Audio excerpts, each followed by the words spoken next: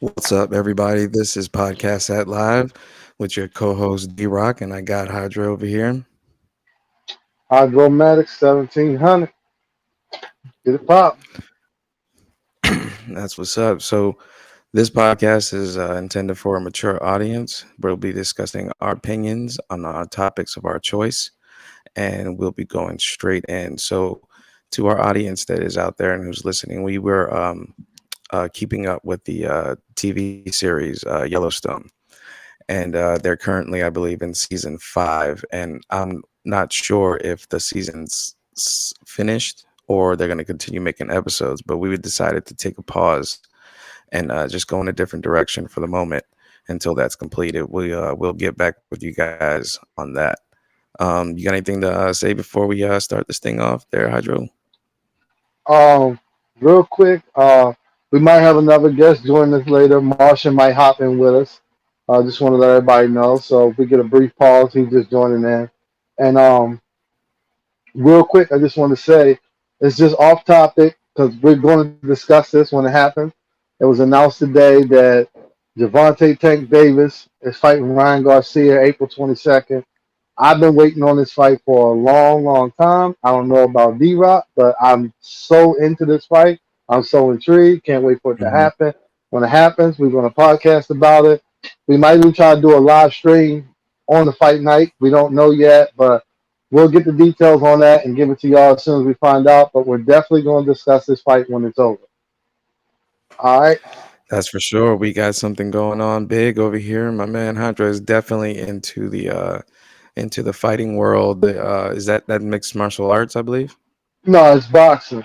Boxing. Yeah, I was about to say Yeah. he's a very well rounded and gifted with the historic sense of fighting in all of its sense. But to kick things off, we decided to go in the direction of WWE and the wrestling in general. So what we decided on was just a random pick of legendary WWE matches of all time. And so the ones that we chose, if you can see right here on the screen, is Brock Lesnar versus Kurt Angle, and then we have Shawn Michaels versus The Undertaker. Now, before we kick off on these, these matches, which are very legendary and very good, let's just give a little bit of a backstory on our history on wrestling, so our audience doesn't believe that we just decided to watch this today and just critique it. All right. So we'll go into a little bit of history. All right. So just to let y'all know, I'm a huge wrestling fan. Been all my life since I was a kid. I was a Hulkamaniac. I said my prayers, took my vitamins, and all that bullshit. I was all in back in the day. And when I had my first son, which is Martian, he's joining us now. Uh, we share that bond in wrestling. We watched a lot of wrestling together over the years, and we've always been wrestling fans. There was a time where I kind of like lost interest in wrestling for a little bit. I wasn't keeping up like with the weekly shows. I was watching pay per views here and there and matches here and there, but I wasn't keeping up. But for wrestling fans out there, a few years ago, about almost 4 years ago now, a new promotion came to the forefront called AEW, All Elite Wrestling. When I watched AEW for the first time, it re-sparked the flame and the passion that I had for wrestling as a fan. And since then, I've been all in all over again, just a fan all over again. That same feeling when I was a kid, watching that excitement. And so that's why me and D Rock decided to discuss wrestling tonight. Martian's just joining in with us. Martian, we're going to be discussing the Kurt Angle versus Brock Lesnar match at WrestleMania 19 and the Shawn Michaels versus Undertaker at WrestleMania. I think it was 25, I believe, I'm not mistaken. 25 or 26.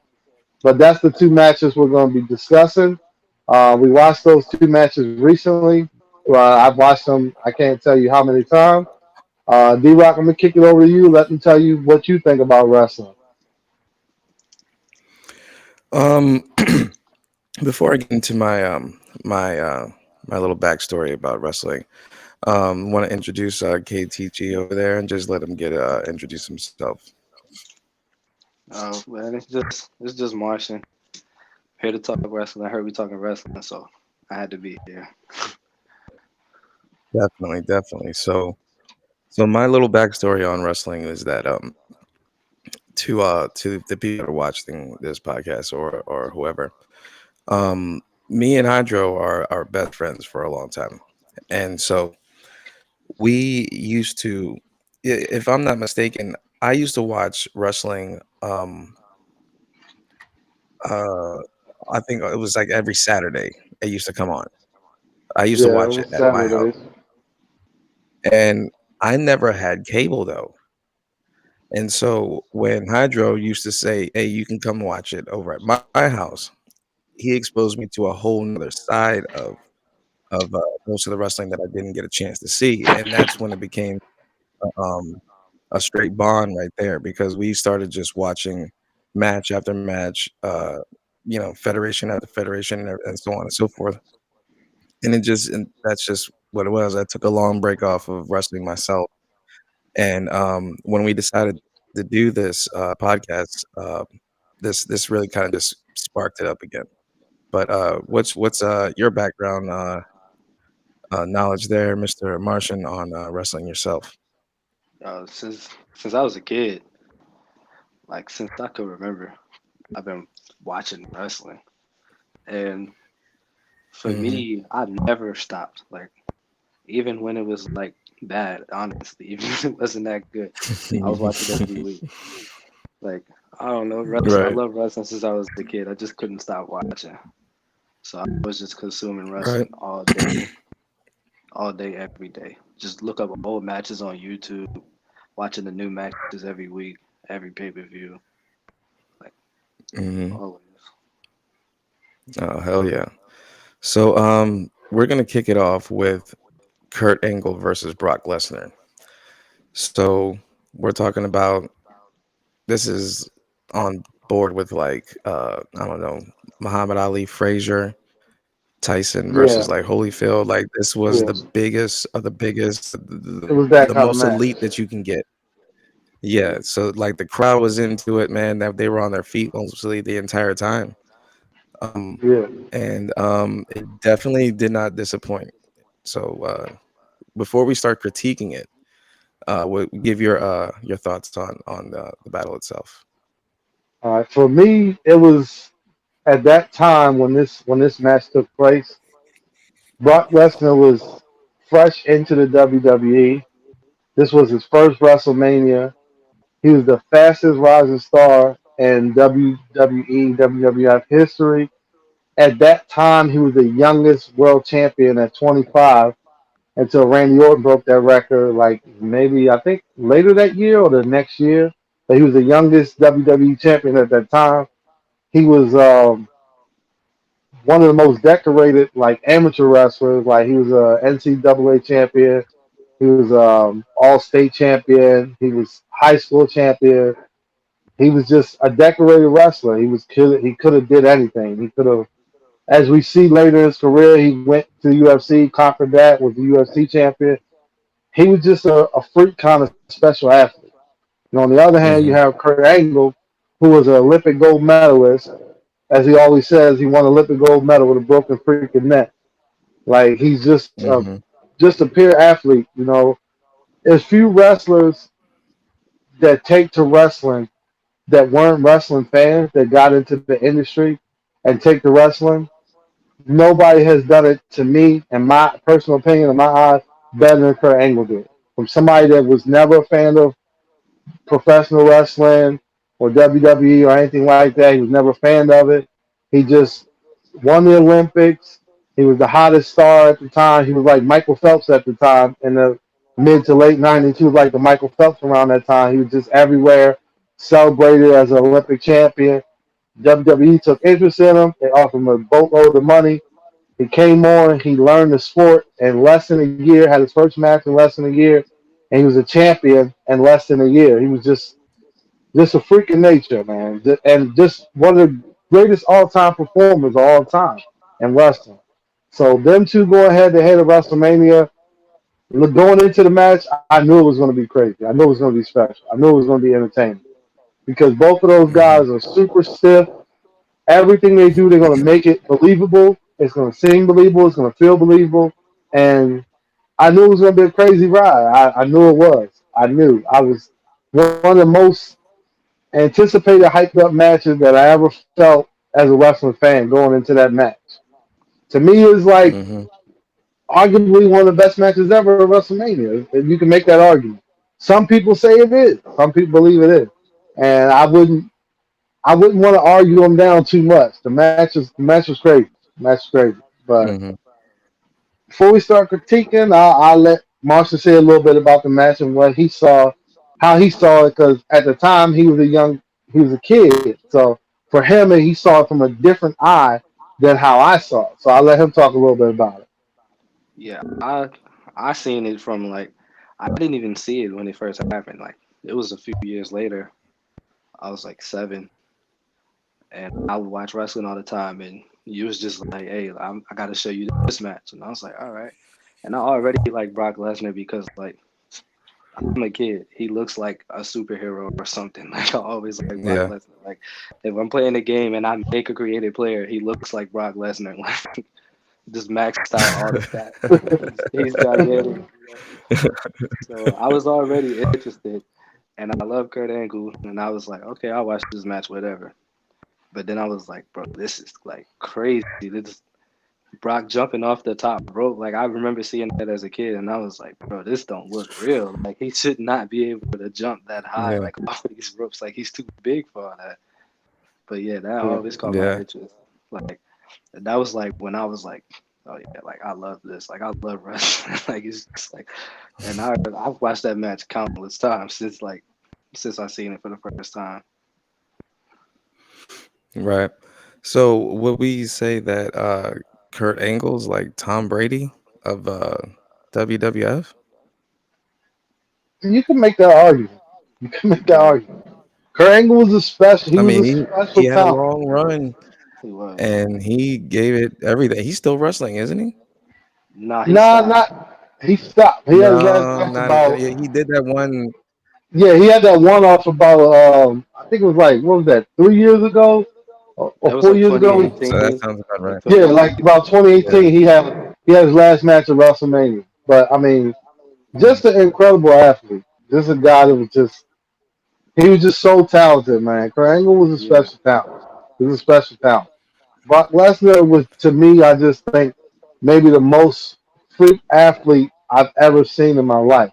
A man Mhm. 290, 295, close to Yeah, 300 that guy's pounds that could do the things he scary. could do was just insane. Like I don't know if you know, but like Brock Lesnar, like when he left wrestling before he went to UFC, he tried out for the NFL, and Mhm. his combine numbers were insane. He did a Mhm. standing long jump of 7 feet. Standing long jump, 7 feet. That's Just crazy. insane. He ran the 40, and I think it was like a 4.9 or 4.8, something just That's very insane. respectable. Or maybe it was a 4. It's in the same number. If you watch Joe Rogan's podcast and type in Joe Rogan talking about Brock Lesnar's combine numbers, you can pull it up, and Joe Rogan pulls up his combine numbers. He Mhm. ran the 40. I want to say like a 4.7 or 4.8. Somebody's 295. That's fucking unheard of. He did a standing long Mhm. jump of 7 feet. He did 227 pounds on a bench press for 25 reps in less than like 30 seconds. Like this, his combine numbers are fucking unbelievable.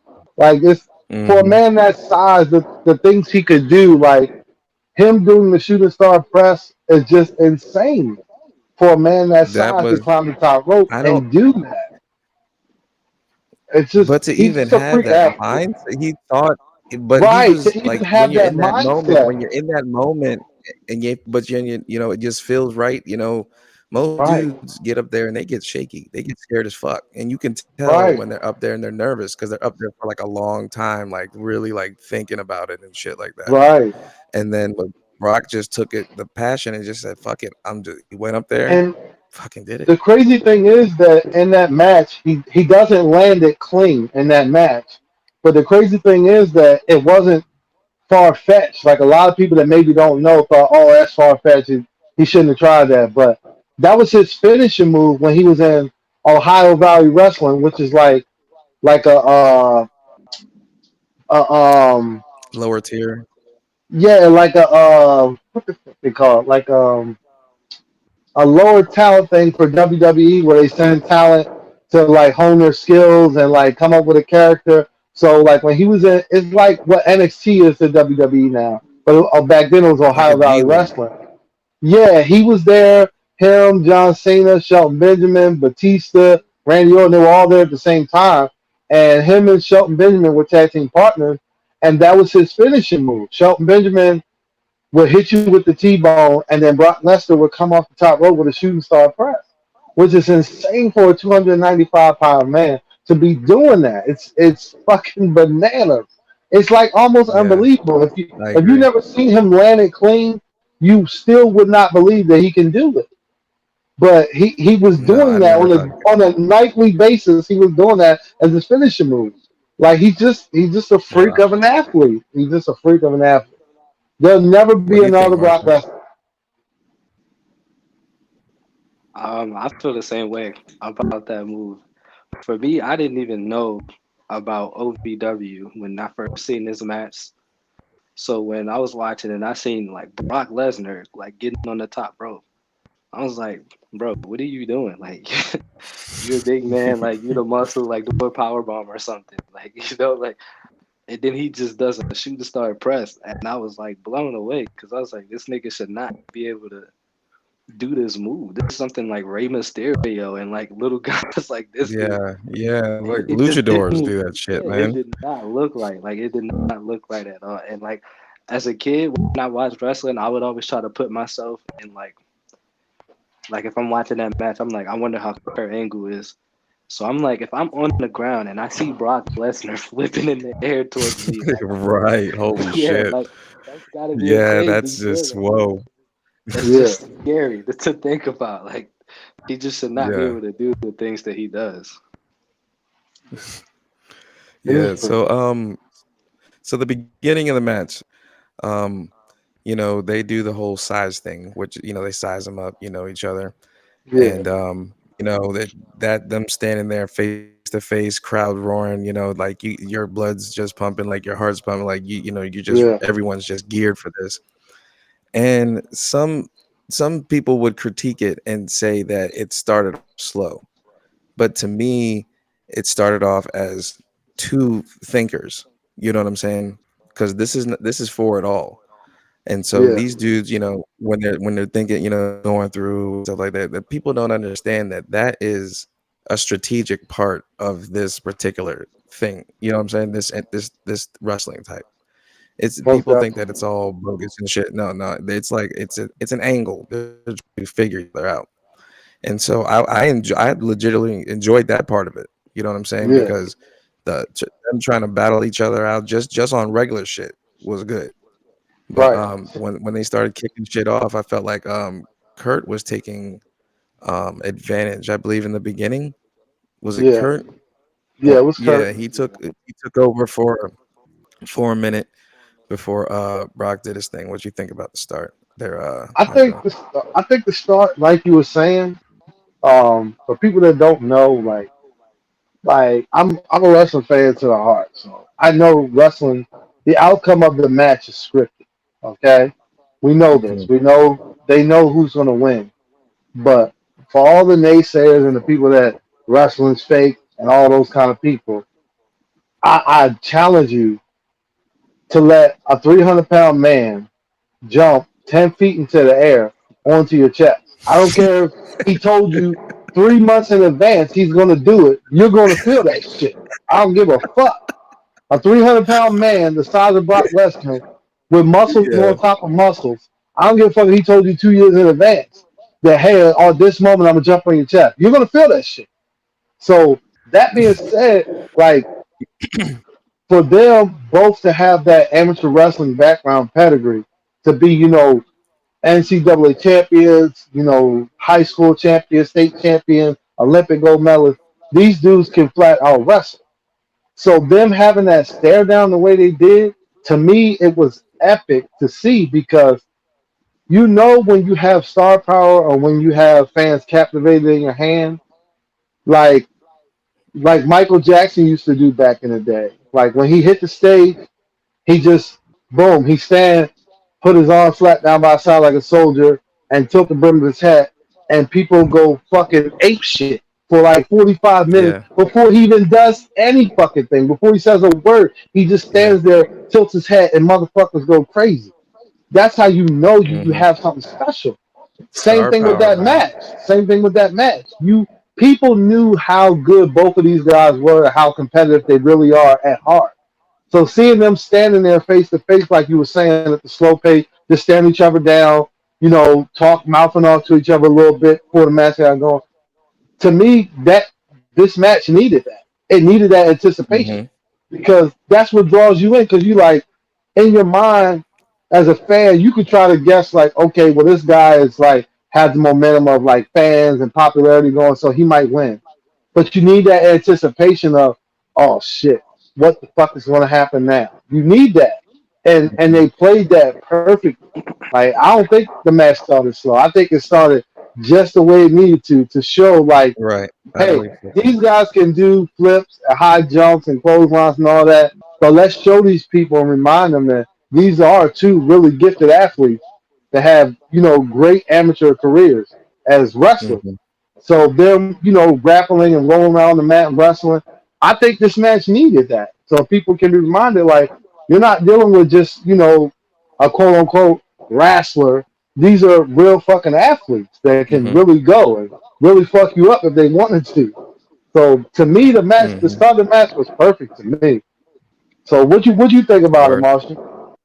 Nah, I completely agree. The start of that match was definitely perfect. It's like I'm a big anime fan, and that was like the final episode of the last season. Like the two main Yeah, people in the anime are staring off. Like this, the two most powerful people. Like they couldn't yeah, just come in there and start wrestling immediately. They had to let the fans feel like, oh, this about to go down. Like this is really happening. yeah, Like you got to give the fans time to realize what's happening, and them actually grappling a little bit at the start. Like you said, Kurt was getting the advantage.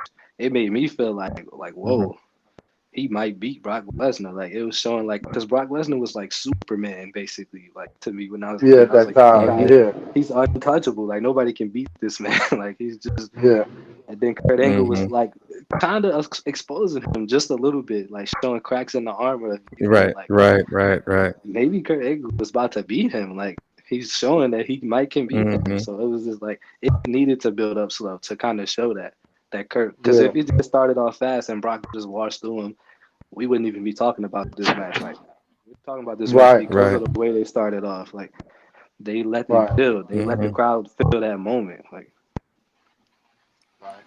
Hell yeah. Before we move on to Brock taking over, um, Hydro, do you think you could take a young Eddie Guerrero frog splash? oof. A I would young, take, a real young, the real young Eddie Guerrero though, because you were saying, I would take, people underestimate taking a 250-pound man, dropping on your yeah, chest, but maybe I a would, I young would take it. young Eddie, I would take it. I you would could have take. took it just for the fact to say that Eddie Guerrero cross flag. I would have definitely took it. I'm not saying I would have enjoyed it, but I would have definitely took it. I mean, Eddie was not a small dude. Like he's not a Eddie wasn't a small small dude. dude. No. He's small in comparison to other wrestlers, but to Yeah, but average he's a humans young walking the dude. Mhm. streets, he's not a small guy. Like No, to no, other that's wrestlers, he's that's why I small. say young. Yeah, but Like he's but to not a us, small he's not a small guy. But yeah, No, he's as well as huge. I do. When we were kids, we were smacking each other with steel chairs and busting fluorescent light bulbs over each other's heads out back in Denny's when we were there. Like so, and we were doing it for free. I would have definitely did it for money. Yeah, I definitely would have took it. I'm not saying I would have enjoyed Yeah, it, but I definitely would have let him do it just for yeah. that I don't feeling and remember. that moment of saying, "Damn, I Eddie don't. Guerrero frog splash me." Yeah, Me that too. I would I don't definitely go remember for it. signing any contract to do any of that, Right, but we did right. it anyway. We did it anyway. Right, So so Brock takes over, right? And he starts showing his power a little bit, you know what I'm saying? Now Kurt yeah, is still he's still smart though. You know what I'm saying? right, He'll stick in there for a second and then he'll just roll out the ring for a second just to, gather himself, you know what I'm saying? Maybe try to get in his head or something like that, maybe try to fuck him up or legit might just try to fuck him up or whatever. But right, Brock is, still Brock, you know what I'm saying? He's still at this point though, he's not getting off all of his hardcore shit, like all of his real slams, like none of his like suplexes. Like he's not doing none of that right now. He's right, right. still working on Kurt Angle's, no pun intended, his angle. You know what I'm saying? But um, where do you think Brock fared in when he took over Hydro? Well, I think he in the early going of the match, I think he fared pretty good in the sense of like they just showed his dominance, like his power. Like he didn't go right in for the kill, like you said, like doing a whole lot of suplexes and shit. He just kind of muscled Kurt Angle around, forced him into the corner, did a couple shoulder tackles to the midsection, just to show like the brutality of like this is a mammoth of a man. So if he wanted to push you around and overpower you, he can do that. And Kurt Angle's Hmm. no slouch. This is not a weak guy by far. He's 230 solid muscle at that time and in Hmm. dumb shape. Can wrestle all night, all Hmm. day long at that time. So I think it was good in the sense that they let you see, like, okay, in the early goings, Kurt is just maybe that much better than Brock in a grappling competition because he's on the Olympic level. Brock was just on a college championship level.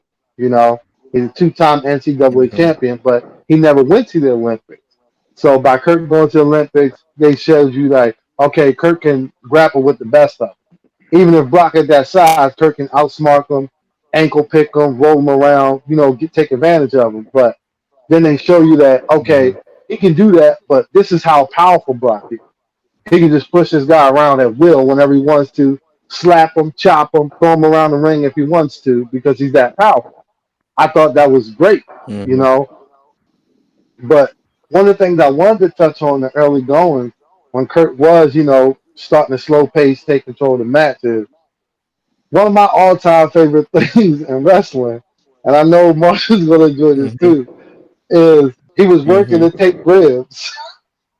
I when niggas come out with the tape ribs, I don't know why. It's just one of those classic wrestling things where you see somebody with tape ribs. It's so funny. So like Yeah. because like as a fan of wrestling, like they're selling like, oh, Brock's got those broken ribs. Kurt Angle broke his rib 2 weeks Hmm. ago. SmackDown, like his ribs are not broken, but just the idea of him having an ace bandage on his rib, like that's gonna help with a broken rib. It's Yeah, just nuts. But it's a and wrestling to me thing. as a wrestler head, it's so enjoyable to see somebody with Yeah, the take ribs and somebody just going to work when they take ribs. I just wanted to touch on that. Okay. But nah, the tape so what ribs you? Anything you got, it Marshall? always put a smile on Go my ahead. face. I love the tape ribs. I just love it. As a kid, I used to like wrestle my pillows in my room, and then like sometimes I would take one of your ace bandages and just wrap it around my stomach, and I would have tape ribs in the room. Yeah, Gotta that's sell the awesome. rib injury. You That's gotta fucking sell it. awesome. But yeah, Oh shit. when Brock started coming back in that match, it was like it wasn't really like a comeback because like I said, Kurt was still kind of like picking Hmm. at him just a little bit to not like Brock couldn't get his full offense off. Like Brock is normally like Right. big belly to belly, throwing people all around, suplexes, but he really wasn't doing that to Kurt at first. Like Kurt was really showing Hmm. him like it's kind of levels to this, like you said, like it's Olympics and then it's Hmm. just college wrestling. So that was like Hmm. I don't know. As a kid, when I watched wrestling, I watched it like my heart was fully in it, and I was behind Brock, and I was like, oh, I don't know if he's gonna be able to do this. Like, I don't know. He might actually lose Mm-hmm. tonight. Like, I'm getting worried. Like, Kurt Angle's trying to doing too much. Like, Brock's not doing the stuff that I see Brock do. I seen Brock throw around Big Show, but like he Yeah. can't do this to Kurt Angle. Like, it was just having me realize how good Kurt Angle was as a wrestler. So I think at this point things are starting to get like it's starting to heat up, and Yeah. now the big shit's starting to come out. You know what I'm saying? Like Kurt's now trying to do like chokeholds and submissions, and he's going for it's almost like he went to level 2 in his book, you know what I'm saying, before going to level 3. So Yeah. now he's working not overpowering moves, but very, very skilled. Like for another wrestler to watch that, he would think that he's, that's like a high skill type shit. You know what I'm saying? Where other wrestlers would say, "Damn, I didn't know that he could pull that off right there," or Hmm. "Damn, that was pretty sick right there." But Brock still had this is where his warm up was starting to come in too, because now he's starting to do slams now and shit like that. And now he's starting to do like heavy chops and throwing against the ropes and shit and stuff like that. But shoot, take it away, man. What you think? Yeah, I'm gonna agree with you. You know, as the match progressed, and it's like for me, what one of the things that really stood out in the match to me was like deep into the match when they're like 30 minutes into the match, and Kurt Angle, excuse me, he German suplex Brock, and he keeps his hands locked, and he German suplexes Brock Lesnar 4 times back to back. Now you got to think you've been wrestling for 30 minutes with a 295-pound man on top of you, throwing you, slamming you slamming him. You're 30 minutes into this match, and you still have the endurance to German suplex a 295-pound man 4 times back to back. That just shows you like the level of athlete that Kurt Angle is and was at that time. Like it Hmm. was like me watching it for the first time was like Jesus, man. Like I knew Kurt Angle was good. I liked him when he came into wrestling. I liked his title run. I liked everything he was doing. But like that match with Brock Lesnar, he showed me like another level of like this dude is just as much a freak of nature as Brock Lesnar is. Like to be able to do that Hmm. to Brock Lesnar like that late in the match, Brock Lesnar was like a solid 295 pounds at that time. And like to the way Yeah. Kurt Angle was manhandling him, like he was tossing around like he was my size. Like he's like Right. 210 pounds, 215 pounds, the way he was tossing him around. Like it was just Hmm. insane the level of endurance that Kurt Angle had at that time, man. It was just crazy. To me to see that, Hmm. like that's one of the things that really stood out in my mind in that match. Like, cause you see good matches, but then you see high spots and low spots in the matches, and then you see like just like anything, like in a rap battle or movie, you see like in mid movie they just got some filler in there to keep the plot going, but nothing's Hmm. really going on. In a rap battle, you got Yeah. some filler just to keep the round going, and then you come with some more punchlines at the end. But like for them to keep the pace that they were on that entire match was insane. Hmm. Like to keep Yeah, I that totally kind of agree with pace. that. Like when you watch other great matches, it's hard. I mean, it's a few people that can cut a pace like that and like a long, drawn out match like that. You know, like you got guys like Hmm. Bret Hart, Shawn Michaels, Ric Flair in his prime, Steamboat. But these are all guys that are like 215 to 220 pounds. You talking about a dude that's 230 and a dude that's 295, cutting a pace like that, moving around that much weight of the opposite opponent that whole time at that pace was insane to me. Hmm. What do you Yeah, think, KT? Yeah, the pace of that match is crazy, and I feel like you said, Kurt Angle is just as much as a freak. He might be more of a freak of nature than Brock Lesnar because, like, I don't Yeah. know, like Kurt Angle was like scary to me at one point in time. Yeah. Like he's so intense, Yeah. and I would like Yeah. kind of like he would make me forget that like it's scripted. I'm like, nah, he's lost it. Like this man is like Yeah. Yeah. he's really trying to break Yeah. this guy's look on his Yeah. face. You know, I'm like he's really trying to rip this guy's leg off. Like Yeah. and like He he was he like had that level of intensity. He he did. would get it so Yeah. intense when he For would put those sure. straps down. I would be like, oh my god, like it's over with now. Like he's about to Yeah. lose Yeah. it. Like it's over with. I feel bad for whoever he's fighting. Like Yeah. Kurt Angle was just a freak. And like you said, when he was German suplexing Brock, when he was holding on to his waist, that had me shook. I was like, oh my God, Brock is not winning this match. Like he's manhandling Brock Lesnar. That don't even sound right to say. Like Yeah. he's Yeah. actually Yeah. manhandling this man. Like not letting go back to back suplexes. I'm like, yeah, Brock's not winning. Like Kurt is just he just looked like he was the better wrestler at times. Like it just really showed when he would take advantage. It was a big difference from when Brock would take advantage. Because Brock was using all muscle. I'm gonna just throw you around. I'm gonna just slam you down. But like with Kurt, it was like technique and it was like a chess match to him. But like to Brock, it was just like a power thing. It was crazy to Yeah. see. Just to touch on what Right. you said real quick about Kurt Angle being, he might be a bigger freak than Brock Lesnar.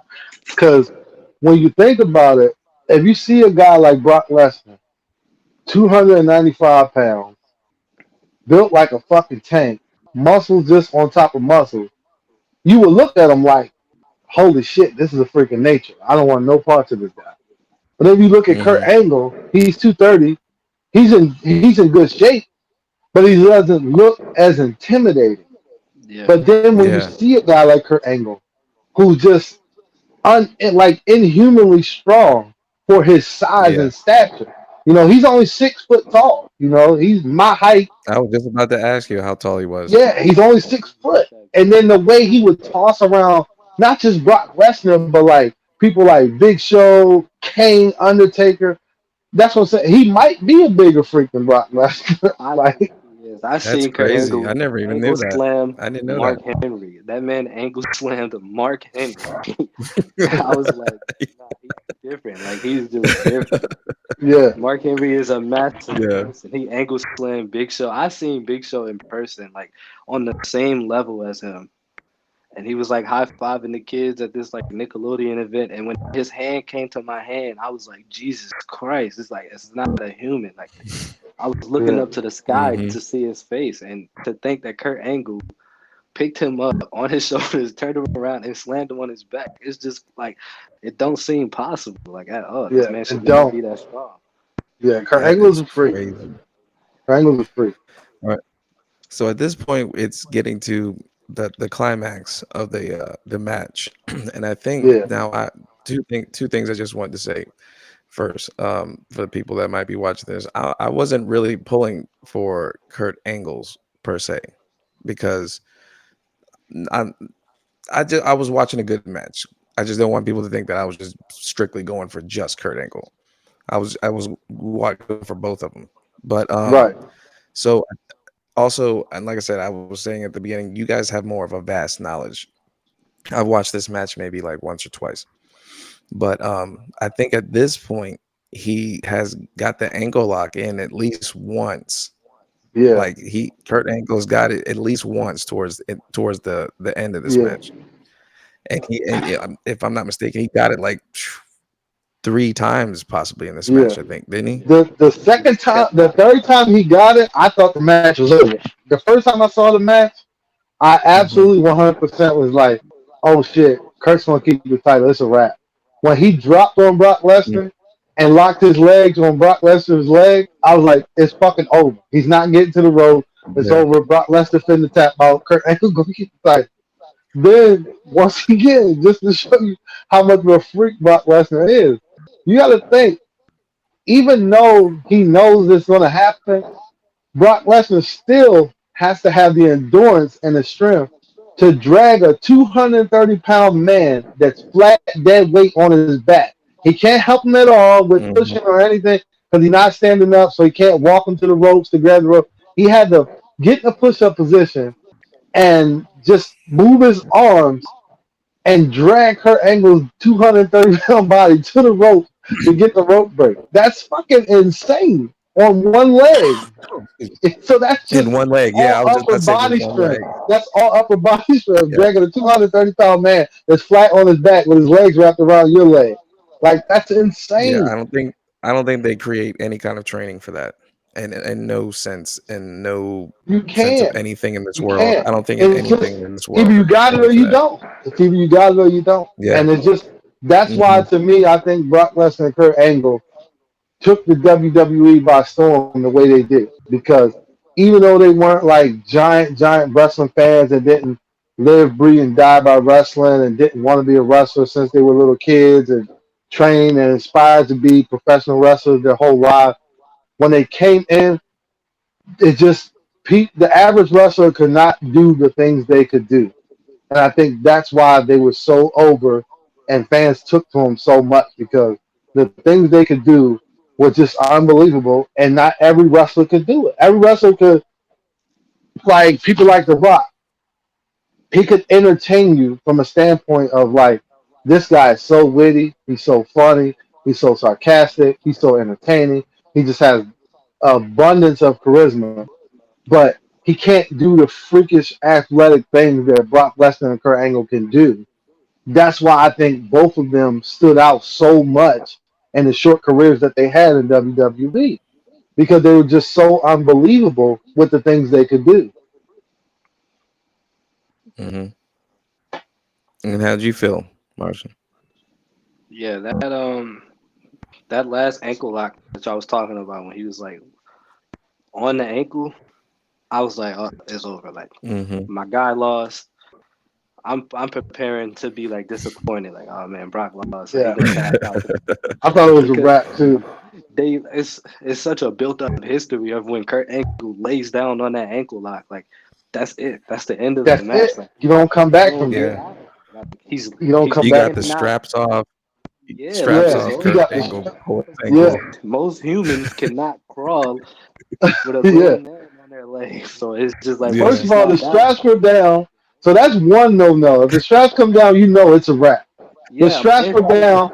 when the Then straps the come down. second thing is, if he ever dropped on your leg and wrapped his legs around you, it It's was over. always over. So he did both of those Hmm. combinations of kill switch Yeah, things, and Brock Lesnar still got out of it, which is yeah. insane. Which is Like I Hmm. insane. don't know. Like I said, when I was a kid, I would watch wrestling like with my heart on my sleeve. So when I see him take the straps down, my heart is pounding. I'm like, oh my god! Like I know what's about to happen. Like he's about to snap down on his ankle lock. Hmm. Brock is about to lose. And then, Yeah, but little do we know, he snapped down on an ankle lock, and I'm like, oh my god! And then the way Brock looks, he really looks like he there's nothing he can do. Like he looks yeah, lost yeah, out there. He looks like, Yeah. oh, I gotta tap. Yeah. So the way he's leaning up, I'm like, oh man, he's about to tap. That's it. Like, and then he yeah, starts crawling, and I'm like, no way, he's pulling this grown man over to these ropes, and then he pulled him all the way over to the ropes, and I'm like, bro, this is crazy. I'm like, now Brock has to win. Like, there's no way he yeah. cannot win after this. Hmm. So So when they went, so when they at went this into point, the go ahead. finish, what I was saying, when Yeah, they go went into ahead. the Yeah, finish, go ahead. where Brock hits him with the F5, he Hmm. goes up for the shooting star press. He doesn't quite get the final turn of it, and he just kind of like nosedives, like forehead first into the mat, and Kurt rolls out of the way. And to me, the first time I saw it, I thought completely for sure he had broke his neck. I thought for sure Yeah. he just broke his neck. Yes. I thought for sure it was Hmm. that's 295 pounds of solid muscle Yeah. being drove straight down on top of his head. I thought for sure he had broke his neck. His career was over. It was done. That's what I thought when I seen it for the Hmm. first time. My own two eyes. I for sure was like, "There's no way he's getting up. They're gonna have to like do something to end the match. Like maybe the ref is gonna call a disqualification. Somebody's gonna come out and get involved in the match." Because I thought for sure either he was dead. Excuse me. He was dead or he broke his neck. That's what I thought for sure. But Hmm. the fact that he got up and still F5'd him again. It's just Right? fucking Right? unbelievable. Like how the Right? fuck? What the fuck? Like for people who don't know, for people who don't know the whole story behind this match, in that moment when Brock crashed and burned like that, he had a I want to say like a level 2 or level 1 great concussion.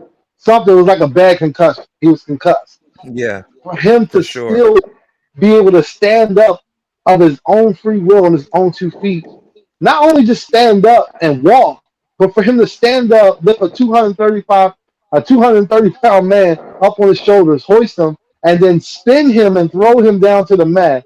It just, it's not real. It's not. It's like it's something And you still think have you the would see in a presence of movie. mind to go for a pin.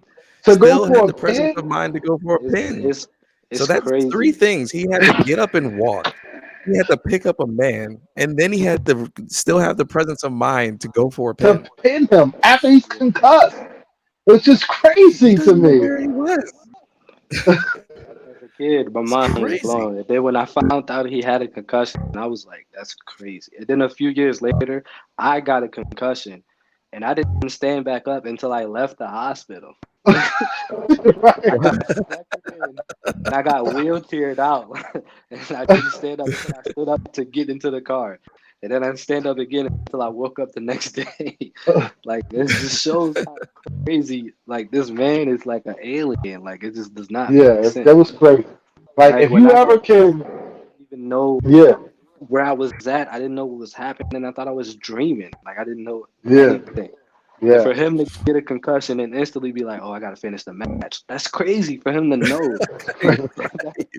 It's I crazy gotta for get him to this Not man even out of have here that real it's quick. He's crazy. like, Not wow. not just for him to know, but him to be able to do it. yeah. Like Yeah, for his that's the brain to crazy process those part. actions Like is you, just out of this world. you maybe because of the lights, the spotlights, the camera, Kurt Angle, the referee, everybody tell like maybe the ref telling him like, Brock, you got to do this. Brock, you got to finish the match. You got to go into the pinfall. You got to do this. Okay, maybe they helped him talk him through it. Even if he could remember or they told him to do it, the fact that he was able to stand and do it is fucking bananas. It's It's dumb. fucking bananas. It Some just people, doesn't. dude, It's That's just him. inhuman. That's just him some being people die off wired of a differently. punch. Yeah, like it's just crazy to think. Like he's just Yes. wired differently. That's Yeah. nothing to do with like his muscle or his athleticism. That's just him being a freak of nature, like we said. Like Yeah.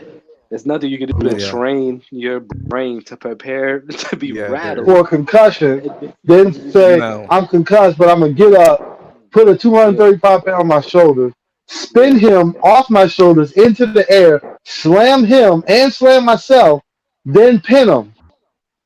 That's just unheard of. It's just he could have unreal. possibly he could have possibly upgraded his concussion from there just by doing yeah, Right, that. right. By standing up that fast, he could have won. Yeah. Then you got to think, standing up that fast, he could have got dizzy, lightheaded, vomited, got nauseous. anything, Hmm. Yeah. anything. He could have fell back down. He could have passed out. Anything. He could have blacked out with Kurt Angle on the shoulder, blacked out, fell, really hurt himself or hurt Kurt Angle.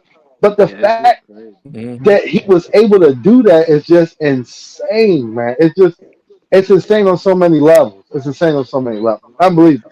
And And also, then to I watch, just wanted to go ahead. yeah, go ahead, go ahead. No, all I was gonna say was the F5 didn't look weak when he did it either. It looked good. Exactly, exactly. It It gets, wasn't even it's weak.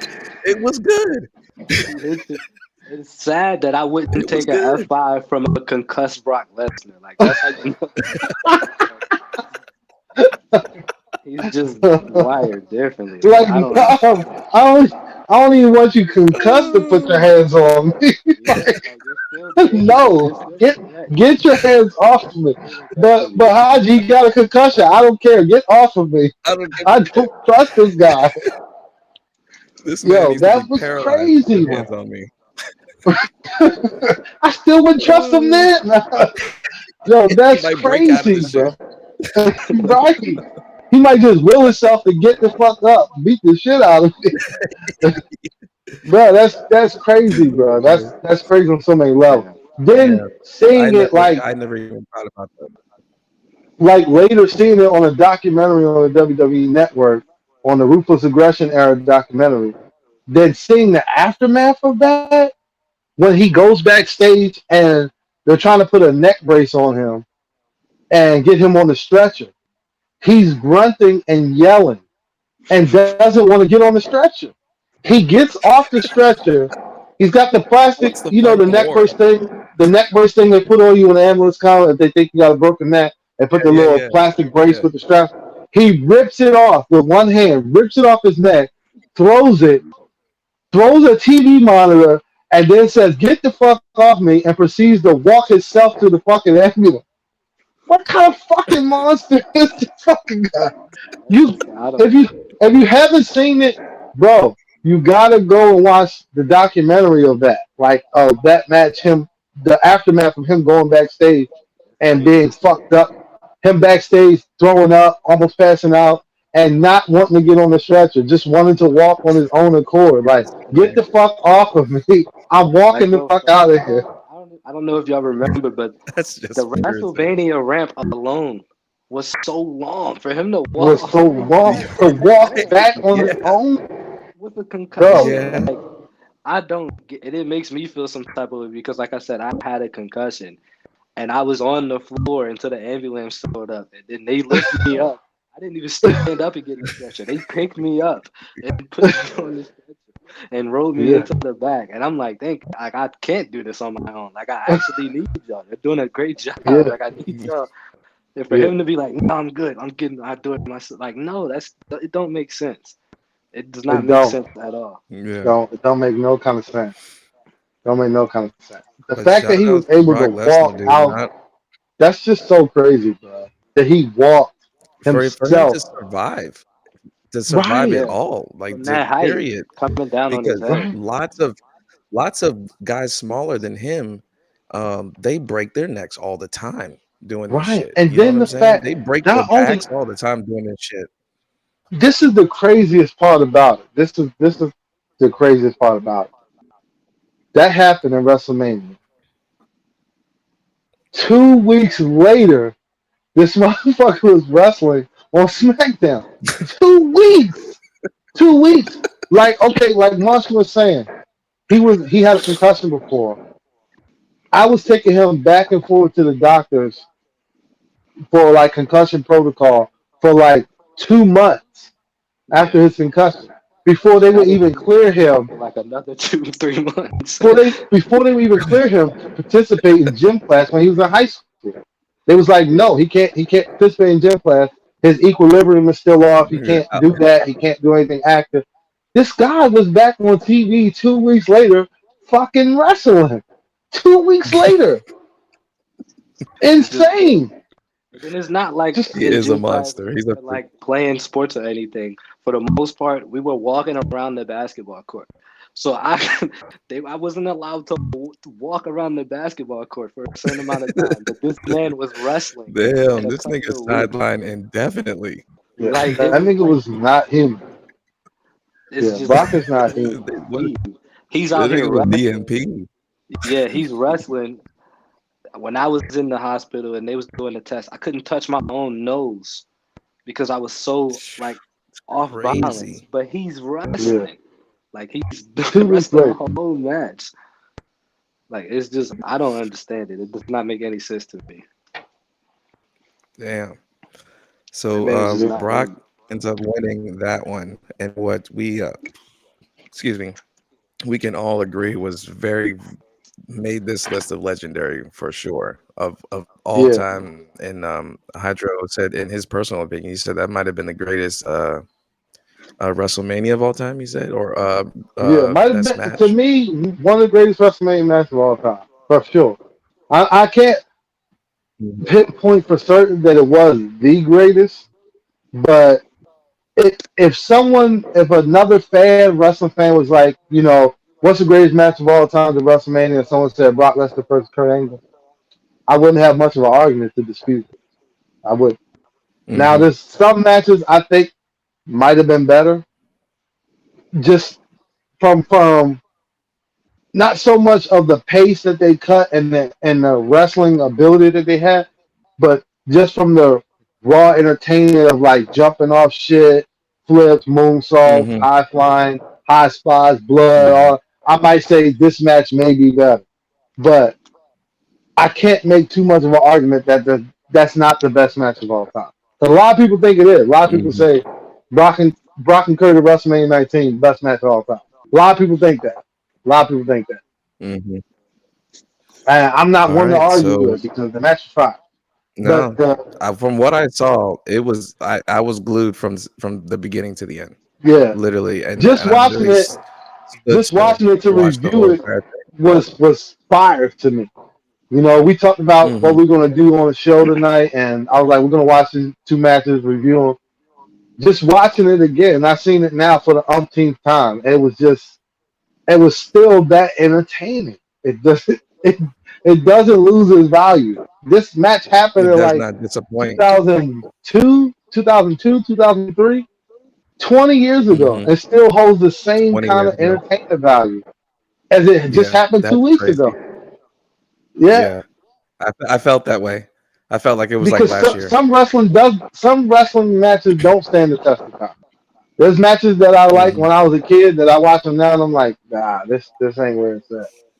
This ain't where it's at. Right. Like this Hulk Hogan and Mr. T versus Roddy Piper and Paul Orndorff at WrestleMania 1, I think it was. Which No, as a hell no. kid, I was fucking sold. I was sold. Hulk Hogan, for your prayers, eat your vitamins. As Yeah, everybody yeah, yeah, knows, I was a Hulkamaniac. yeah. But watching the match Mm-hmm. now, the match is so whack. It's so bad. It's so terrible. The match, I can't watch it as an adult. It's just god awful. But as a kid, it was everything to me. Hulk Hogan ripped his shirt off. He hulked out. He got invincible. They punched him a bunch of times. He shook his head. They couldn't hurt him. He snapped, pointed the finger at him. Big boot leg drop, match over. I was fucking sold. But as an adult, it's That was ridiculous. that was the whole It's too late. ridiculous. It's Motherfuckers had shit ridiculous watching it as an shit adult. they had to do. Most of the '80s wrestlers, they're really good at making kids believe that they're like amazing. Because when I Yeah, would Yeah, watch old clips, yeah, I would watch old clips yeah, of for sure. Ultimate Warrior, and I was like, "Oh, this guy is like the greatest." Like I would just watch old Oh, matches, they and I'd be pumped like, that dude "This up, guy's dude. They pumped amazing." But him then I up grew up, serious. and I was like, "You know what? I'm gonna watch the Ultimate Warrior match. I haven't watched one since I was a kid." I was like, "He didn't do anything. He did one he military fucking Right. press sucks. and a splash, He's fucking top, terrible. not a top rope splash like Jimmy Snuka Just Right. a All run he to the brought was ropes that and energy. fall on you. ropes and just landed on somebody, and that was the end of the match. And I was He's like, fucking horrible. he did not do anything. I don't even Yeah, remember Ultimate Warrior doing a clothesline. It was just Oh, a military press and then a splash. yeah. It And I was was it was terrible. hey, so Terrible. and But it's so but funny. this but yeah. But this match really stood the test of time. It's been 20 yeah, it years, did. Yeah, 21 years to be yeah. exact since this match, and it's still That's that that's fucking good. It's still that's that fucking incredible. good. That's incredible. Um, Yeah. but before we move on to the next one though, it's so funny that listening about the Ultimate Warrior because I think it just had to been that look, man, that made him that way Yeah, it at that was. time. Yeah, Because it was literally, everything that wrestling wasn't at that time. It was the look, right. the paint, all the strings tied around his muscles, all the veins Hmm. in his arms, how ripped he was, how jacked he was. Him running Hmm. to the ring full speed like a locomotive, like he's ready to run for a brick Yeah, wall. Him shaking the rope so fucking hard that the whole ring is shaking. It was just yeah. the scene of you're just fucking at awe. It was his.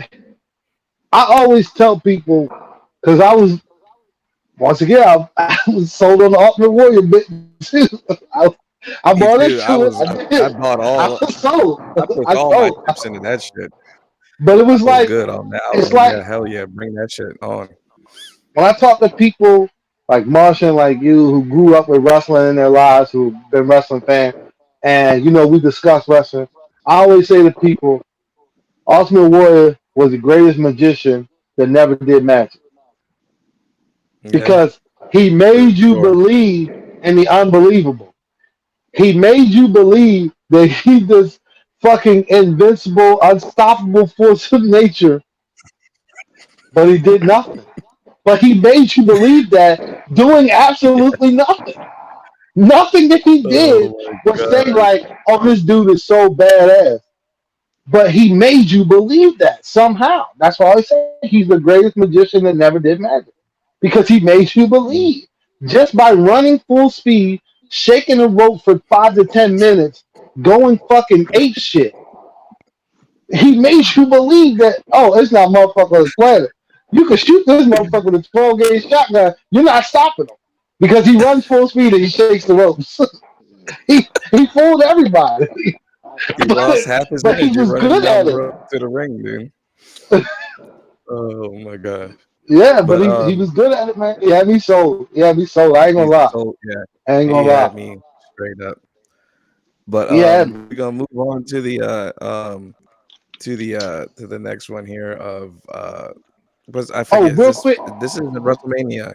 Go ahead, go Yeah, ahead. that was a WrestleMania. But real quick before we move on, one thing I want to touch on at the closing of that match, after the match is Hmm. over and Brock is fully concussed and he's reaching for the belt, he can't. His equilibrium's off. You could see when he was reaching for the belt to pick the belt up. He finally picks it up and falls back into the corner. The embrace, the Kurt Angle come over and shake hands and embrace Yeah. that hug.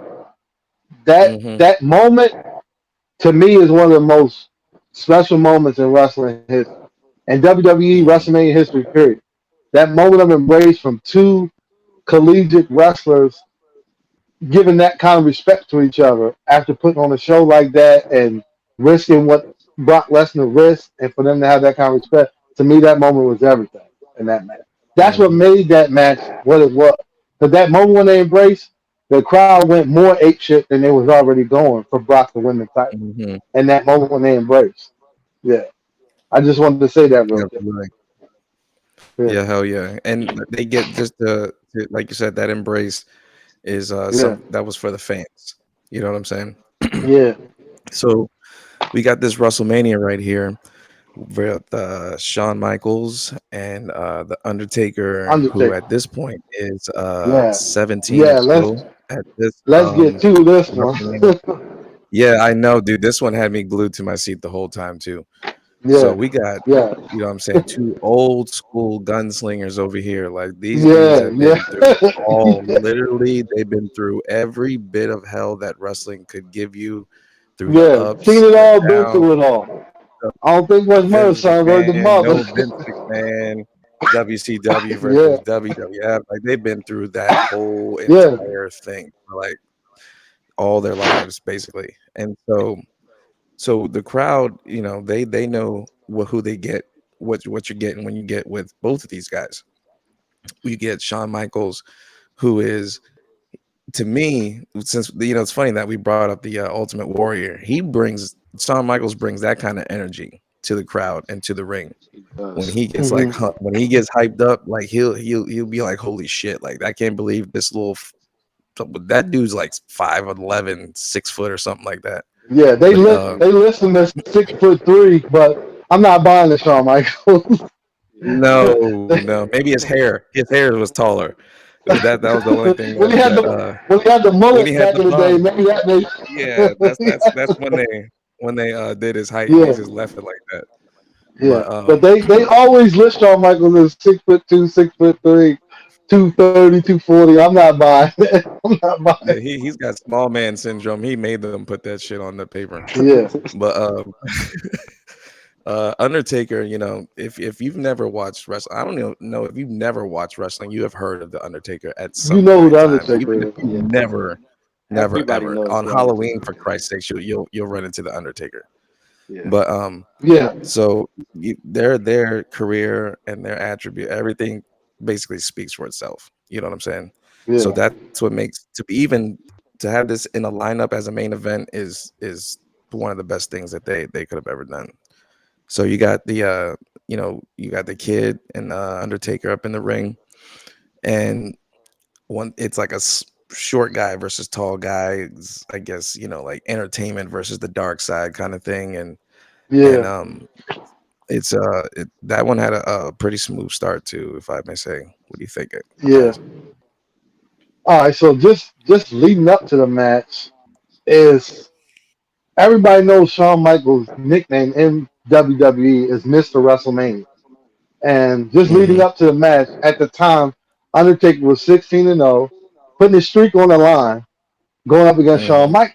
But Shawn Michaels is like the golden child for Vince McMahon in WWE. He don't lose in big matches. Yeah. So that being said, this is one of those matches that, as a wrestling fan, like me, like I am, like you are, like Martian was, like Martian is, excuse me, like Martian is, you can kind of tell, like, on certain matches, like, oh, this guy's going to win.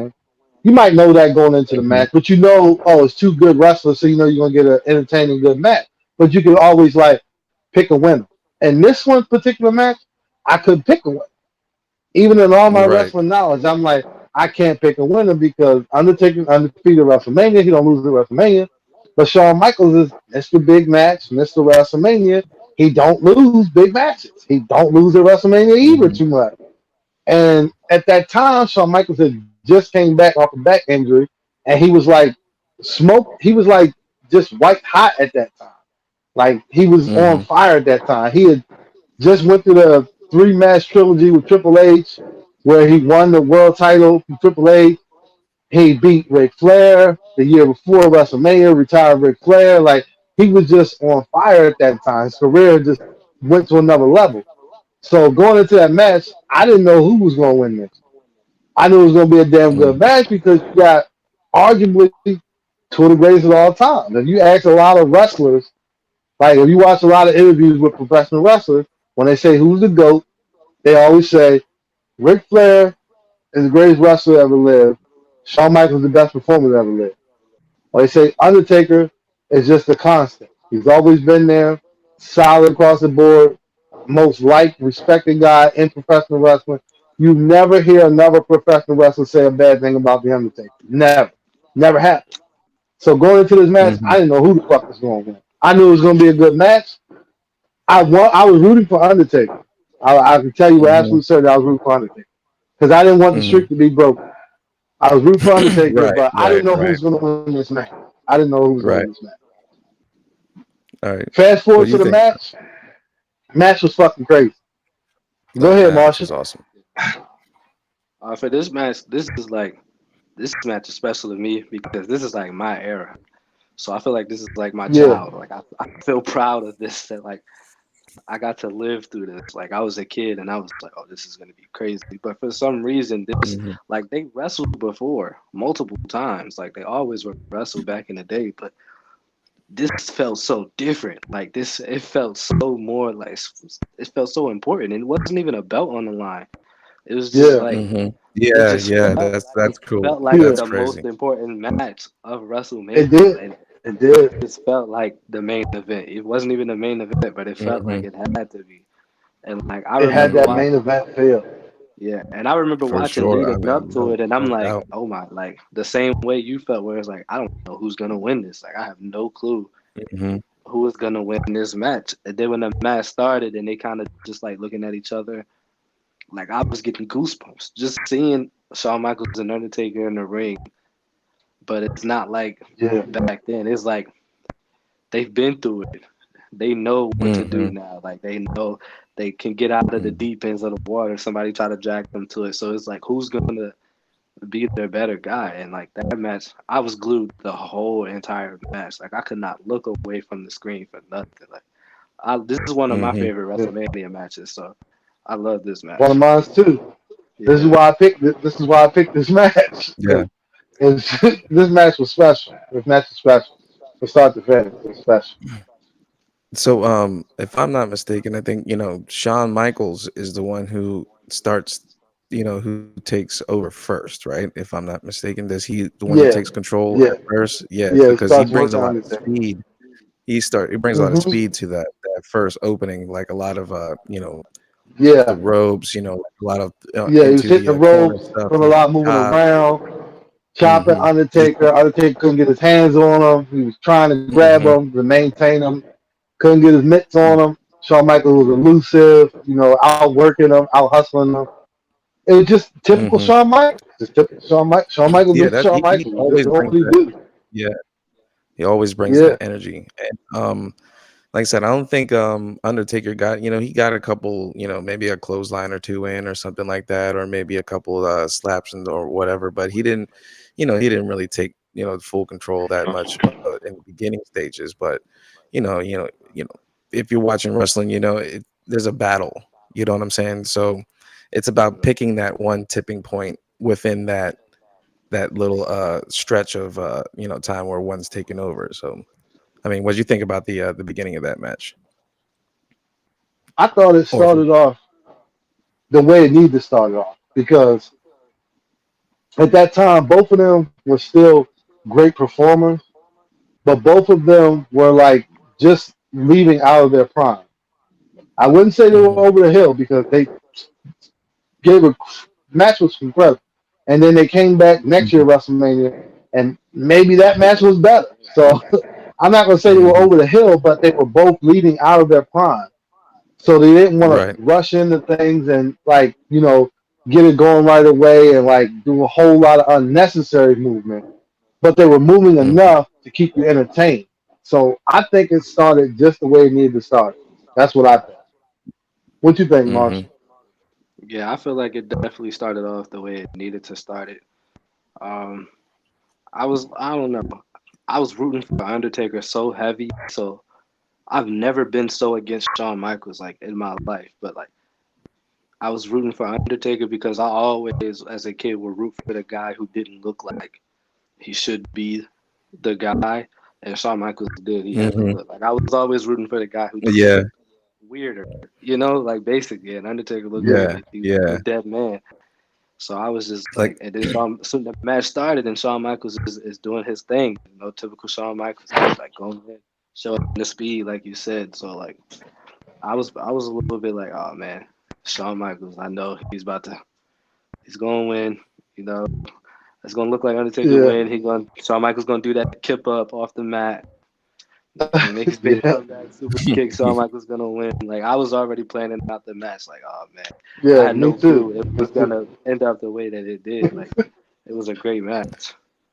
there's one Me thing too. about Shawn Michaels that I love, man, is that I can never stop watching the super kick. I can watch that shit Yeah. forever Yeah. on Don't anybody, get old. whoever it is. It I don't don't give get a shit old. who it is. No, that It don't get sound that old. it makes every time it hits is fucking awesome. It's one of the oldest, simplest finishing moves ever created, but it never It's gets like old, and you'll never get tired of. And it always does exactly what it's supposed to do. It always Yep. delivers. It always delivers. Fucking dude, right on the Yeah. jaw, like every it's just single time. iconic. Yeah, it's just like when I watch Yeah. wrestling now, I feel like it's like a lot of good guys. So like I'd be like, he got a good super kick. Like, but then when I go back and watch Shawn Michaels, I'm like, oh okay, yeah, it's levels to this super kick. Like this, Yeah. Yeah. It's rough. He perfected it. He perfected it. that's Yeah, Shawn Michaels for move. Like sure. there's a lot of guys who do it well, but none do it like Shawn Michaels did. Like it's just a Yeah. kick. Like people It's get just a kicked in kick. wrestling all the time in matches, and it don't end the match. But when Shawn Michaels do it, you be like, oh, that's it. Like it's over. Like he just did the Yeah. super Mhm. kick. Like that's the end of the match. Like I don't know the way Shawn Michaels do it. Shawn Michaels just he knows how to make you feel something. I don't know how he Yeah. does Mhm. it, but he just knows how He, to make you be he, like, oh, oh, yeah. oh. Is it that it? Is it over? Like He so. Yeah, makes that's what I it was. so believable. He makes it Yeah, so Mhm. believable. There's only one person in wrestling that I ever seen that I say had a better super kick than Shawn Michaels, and that was a wrestler. He wasn't mega popular, but Oh, to me, he was one I of think the I know what you're gonna say. he was I one feel of So the like go I. ahead. best technical wrestlers I ever seen. He was in Hmm. WCW. He's one of the people that Mhm. trained Stone Cold Steve Austin. His name was Gentleman Chris Mhm. Adams. His Mhm. name was Gentleman Chris Adams, and he used to cut promos during the show of WCW. He would always say, "I'm Gentleman Chris Adams. Come to my school. I'll teach you all the basic moves of being a professional wrestler." He would cut promos, but he had a super kick. To me, the only person I ever seen that I think his super kick was better than Shawn Michaels was Gentleman Chris Adams. He never got the mainstream popularity. He was kind of like Al Snow in the '90s. He had a Mhm. character like he had some popularity, he had some fans, he had a couple little gimmicks that caught on, but he never got that mainstream popularity. He never got that top of the roster, big guy winning Mm, titles popularity. But all wrestlers respect his craft of how good he was. Like Al Snow was mhm. another guy who trained a lot of wrestlers, trained a lot of wrestlers that are wrestling today. He trained a lot of them. Like gentleman Chris Evans did. He trained a lot of people. Like he helped train Lance Storm. He helped train Stone Cold. He helped train Brian Pillman. There's a Another lot of great, guys that he. another great super kick, by the way, Lance Storm. Yeah, Lance Storm had a great Like, super kick. Got trained by gentleman Chris Evans. Yeah. Had a great super kick. I don't think it was better than Shawn Michaels, but had a great super No, kick. it wasn't. It But wasn't. gentleman It was a Chris really good Adams, to super me, kick. is the only person I say who I think had a better. And if you don't know who he is, go on YouTube, type in gentleman Chris Adams, and watch some of his rivalry with Stone Cold Steve Austin when he was stunning Steve Austin. And just watch some of their rivalry. Their matches were so good because Chris Adams trained Stone Cold, so he knew exactly where to be all the time, how to work his style, so their chemistry and their matches were always like just top of the chart matches because they had that chemistry because he trained them. They knew exactly how to work together, exactly where to be, exactly what moves to do, and they were really good partners when they got into the ring. But yeah, mhm. I think that's the only person that had a better super kick than Shawn Michaels that I've ever seen in wrestling. Now, people who got good Did ones, I but was not just better. about to say, did Tajiri have a super kick? Yeah, Yeah, he Tajiri did. had He everything in did. the book. Tajiri's super Jerry kick was had kind of sick though. it was sick, bro. But it was to me it was Pretty less sick. of a super kick and more of just a fucking I really know karate type kick. like I Yeah, really fuck you up with this shit. yeah. Yeah, so Tajiri Jerry was was like just my favorite kid a little bit. I used to yeah. love Now Tajiri. you yeah. When we were watching ECW back in the day and him and Mikey Riprat was together, bro, they were like one of the Yeah, sickest, weirdest tag teams ever, bro. yeah, But they were so dope together, They were bro. weird. yeah. They were sick. Tajiri was just a weirdo alone. Like the way he would like creep up Alone. Yeah, to the Just ring. yeah. creeping The way he around used to all the act. time. He never talked. He just doing the thing like this with his hands in front. Tajiri was Yeah, weird. yeah. He was just a weird dude, man. But he was Yeah, so Tajiri was his wild. character was so intriguing without saying a fucking word. It Yeah, was Yeah, crazy. He I was so love Tajiri. intriguing. I had a Tajiri toy. I think I was the only kid who had a Tajiri toy. Yeah, But like I needed it. I was like, nah, Tajiri's that guy. uh, Like y'all don't understand. yeah, yeah, that's crazy. But see, like in this match, it's not like the Brock Lesnar or the Kurt Angle match that we talked about, where we're talking about two former collegiate wrestlers. One was actually an Olympian wrestler, so these yeah. guys had a different kind of game plan going into this. Right, Now, right, right. Shawn Michaels had the speed, but what do you think Undertaker's game plan was going into this? Because, like I said, he's now facing not just a big bulky guy, because I feel like he faces a lot of just big guys. You know what I'm saying? He Yeah, does fight his fair yeah, share of small guys, but you know what I'm saying. For the most part, if he's in a main event like a WrestleMania, he normally fights like a huge guy. Yeah. yeah. He normally does. But the thing is, they put a lot of big, huge guys against Undertaker, and I feel like that He don't to want to me fight him. as a fan, it takes away from how good Undertaker is because Hmm. Undertaker is another one of those freak Yeah, athletes. Yeah. yeah. This And he he was a showed it in professional. this match right here. Yeah, he was another one of those freak athletes. A guy 7 foot that can have the agility and the balance to get up and walk across the top rope and jump down on you. Can dive over the top rope, moonsault, flips. You know, big jumping leg Hmm. drops off the apron. Like Undertaker was another one of those freak athletes that gets overlooked because his character was always like, "Oh, I'm this dead man. Like I'm so invincible. You hit me, you chop me, I don't budge, and then I'll choke slam the shit out you or power drive you through the floor." Yeah, that worked.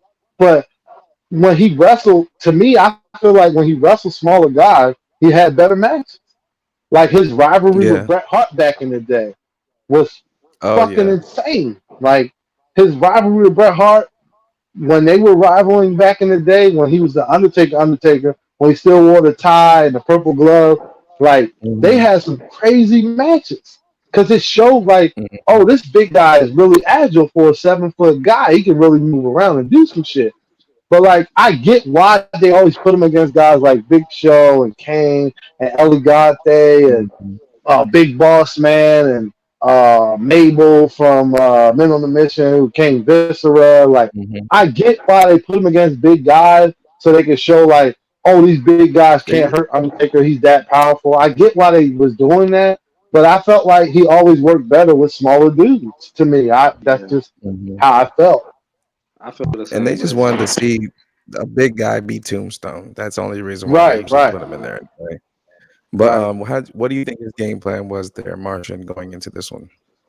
I feel like Undertaker felt like he had something to prove because like he's always wrestling a big guy and like it's not like the match is bad. It's just like it's not fully showing what Undertaker is capable of doing. Like the only Right. big guys he wrestled with who he could still show was Brock Lesnar, coincidentally.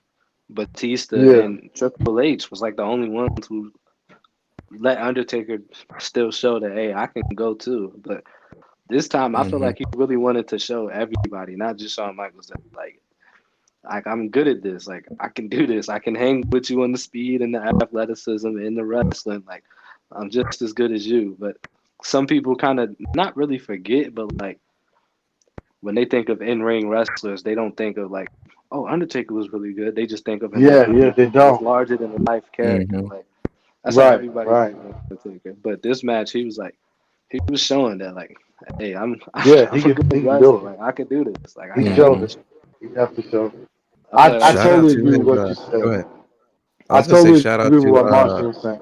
um Undertaker's technicality in this Yeah, match. yeah. I yeah, totally agree with He what showed Marshall's saying.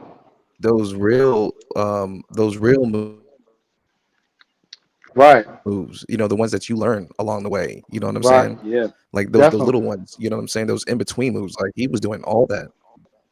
Yeah, definitely. I totally agree with what Marshall was saying. Like in the aspect of people forget. Like when people always get to the discussion of like great wrestlers of all time, not too many people would throw Undertaker's name out there.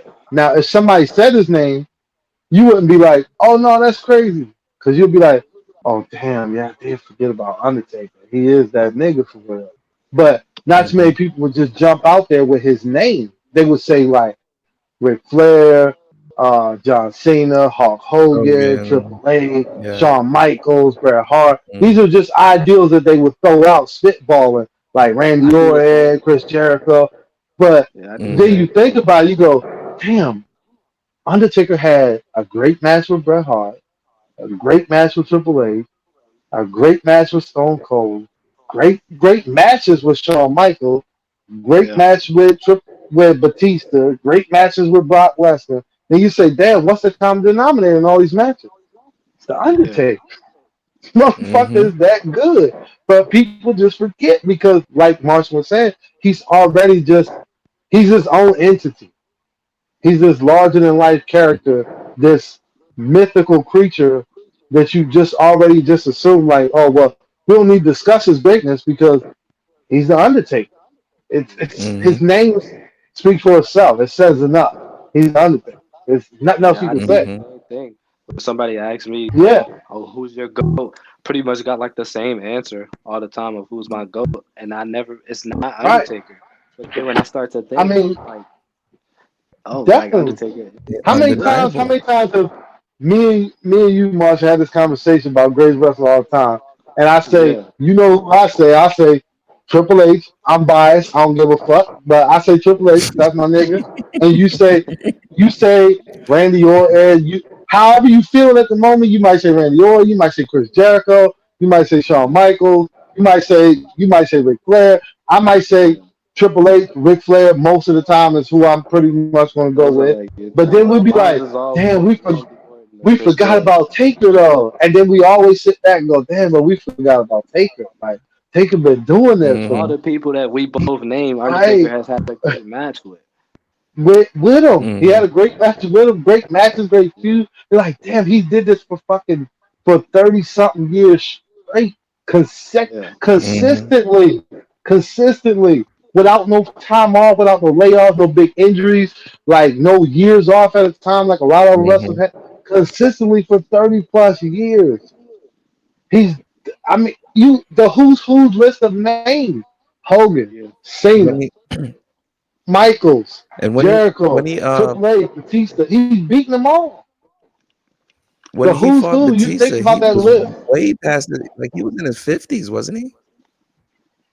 He was knocking at the door. I think it was like 48. I think Yeah. he was like 47 or 48, something like that when he And fought then Batista. this is not just like And the fought Batista we Batista. see now in the movies. This was Yeah, Right. This is the prime young Batista. Yeah, 315-pound ripped to the yeah, fucking gills Batista. yeah. Like this yeah. is not Batista that's in Guardians of the Galaxy. This is This is not 315 strong, pound of solid fast-paced. fucking muscle yoked to the gills Batista. Like This is that's a Batista to come different out with animal right there. fireworks. He's amped up. This Like this man is for that Yeah, fucking that's a Batista. different animal than this guy in Guardians of the Galaxy laughing and telling jokes. That's a different animal.